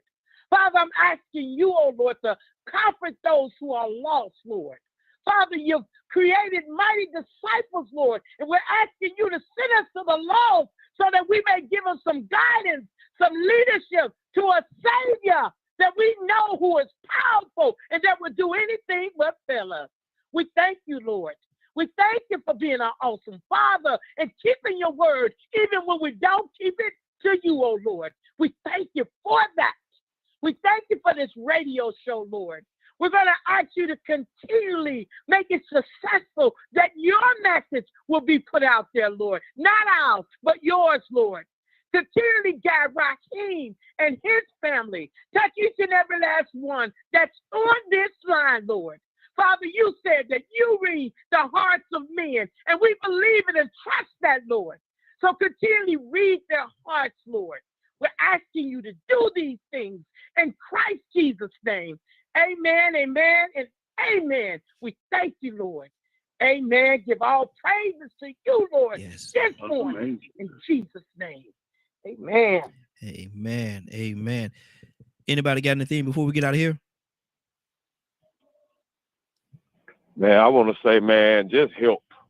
Yes. If you see anybody, especially these young black males and young black women that's out of order, behaving out of order, or living in a way that you already know that the consequences of the end is not going to turn out good and in a favorable way, just help. Exactly. And let them know, let me help you out right quick. I see what you're trying to do. Don't chastise them. Don't try to correct them, because they might have a little grudge. It's a lot of young people with a lot of rage in them. They're mad because they've been neglected and ignored. Exactly. So you got to make sure when you approach these people, let them know that, let me help you. Let me assist you. I see what you're trying to do. Let me show you an easier, better, or safer way to do that. Because if we come trying to teach or step on them like we know something, or listen to me, young buck, I'm grown, you're going to get your head knocked off. Yes, sir. Yes, sir. But help. Just help when you see that help is very much needed. Don't watch it. Don't talk about it. Don't go back and gossip about it to other people. When you see it, address it right then. Amen. That's right. That's right. Now we got another caller that's super late for today, but extremely early for tomorrow. And that, what's going on? How you doing this morning? Wait. It ain't super late. It's God's timing. Okay? Enrico, let me tell you, you smacked that dead. I have been a college coach, right? I have dealt with the cream of the crop at an alternative school. And here's what I find out. It's time, spent with people. Are young people getting to know them? And once you get to know people, it's amazing. That's all I can say. It's so amazing. Once you get to know people, and once you get to know young people, I went from the college, and I was a college coach at the same time, teaching at the alternative school. And, at that time it was, sorry, Miss Jackson, I am for real. Yeah, I'm for real. Okay. The first 15 minutes, I'm going to show you what life means. And so, let me ask you a question. You know, you, my sister, love you dearly. Well, how you going to call at the end of the broadcast and want to take us another 20 minutes? Everybody. No, I'm not. I'm not trying to do that. But here's the thing. But listen, I got things to do. And here's the thing. I'm on a different time schedule. I know y'all. So you're in California, right? Real estate in California. Yeah. So I had to, I want to buy a house over there. I want to buy a house over there. And then you're not listening to me. You're not listening to me. You're not listening to me. Don't do that. Listen to that. I say I want to buy a house in California. You can help me? Yes. I want to buy a house so I want to buy it in a nice area. So when everybody want to get away and they want to go away for a second, for a week or something like that, they'll have a home to go to. They ain't got to worry about lodging. Okay, no, but guess what? I can tell you. Start looking in Temecula. Send that to me. Send that to me because I want to have it. Okay, So I'm gonna send that to you. Okay, yeah, send that to me. I'm gonna send that to you. But I was born and raised, and so I'm sorry. I don't want to take this into another region. But however, what I want to share is that, you know, we have to tap into people where they are. Yes. Okay, and to bring them into a greater promise. That's what I know, and I did that just personally, from a college coach to going into the DeKalb County school system to being terminated from the DeKalb County school system because I was uncovering corruption. Okay, Prophet Lewis got arrested. They got arrested by our parent group. So I got more to share, but here's the thing: it was more to share to protect kids, to protect children, to protect middle school, elementary school, high school. Good deal. In DeKalb, all right? That's for real. And so Rico, hey, you my man. Hey, and all of the men, you're my men too. And all the women, you my sisters, because them sisters bring it. Exactly. Well, look, we're going to get on out of here, sister. You know you're more than welcome anytime you want to call in and be a part of the broadcast. You know your family, sister. Can't get rid of us like that. But we do want to get us a house over there in California. Now, we want to have a place, a getaway home. So if they want to get away and go to California, to the West Coast, they got a place they can go to. And see, only thing about it, see, Rico, I'm gonna tell you something about Rico. Let me tell you about Rico now. Rico might go over there in California and supposed to be over there for a week in the house, and he may end up being over there for about 6-7 years. Rico, I'm talking about you, brother. I'm talking about you. Amen. But I got some other plans, right? Rico ain't saying nothing. He must be away from the phone. Everybody's wanting to do that. I got it. Okay, but look, let's get out of here, man. Send me that information, sister. Definitely appreciate you. I want to thank everybody for joining us, and more than that, I want to thank you for allowing DKM Media Group and Associates and the Morning Glow for being a part of your morning. It is now 10:10. You're about to exit the Morning Glow, but before you go, I want you to do me two favors, if you will. One, I want you to continue to pray for us because we're certainly praying for each and every one of you. Number two, why this is real simple, I want you to go out there, find somebody and give them a hug because you never know. It could be the only hug that they get, or it could very well be their last. Love you, and ain't nothing you could do about it. Have a great day and a better tomorrow. And then we shine some of this light on you from the Morning Glow. Take it out there into this wicked and cruel world that we live in and let your light so shine. If you get an opportunity, give somebody some love. You just might find some love in return. Won't that be a beautiful thing? Have a great day. Take care of each other. And please be blessed. See you tonight, 8 o'clock. Real Men Being Men. Have a good one.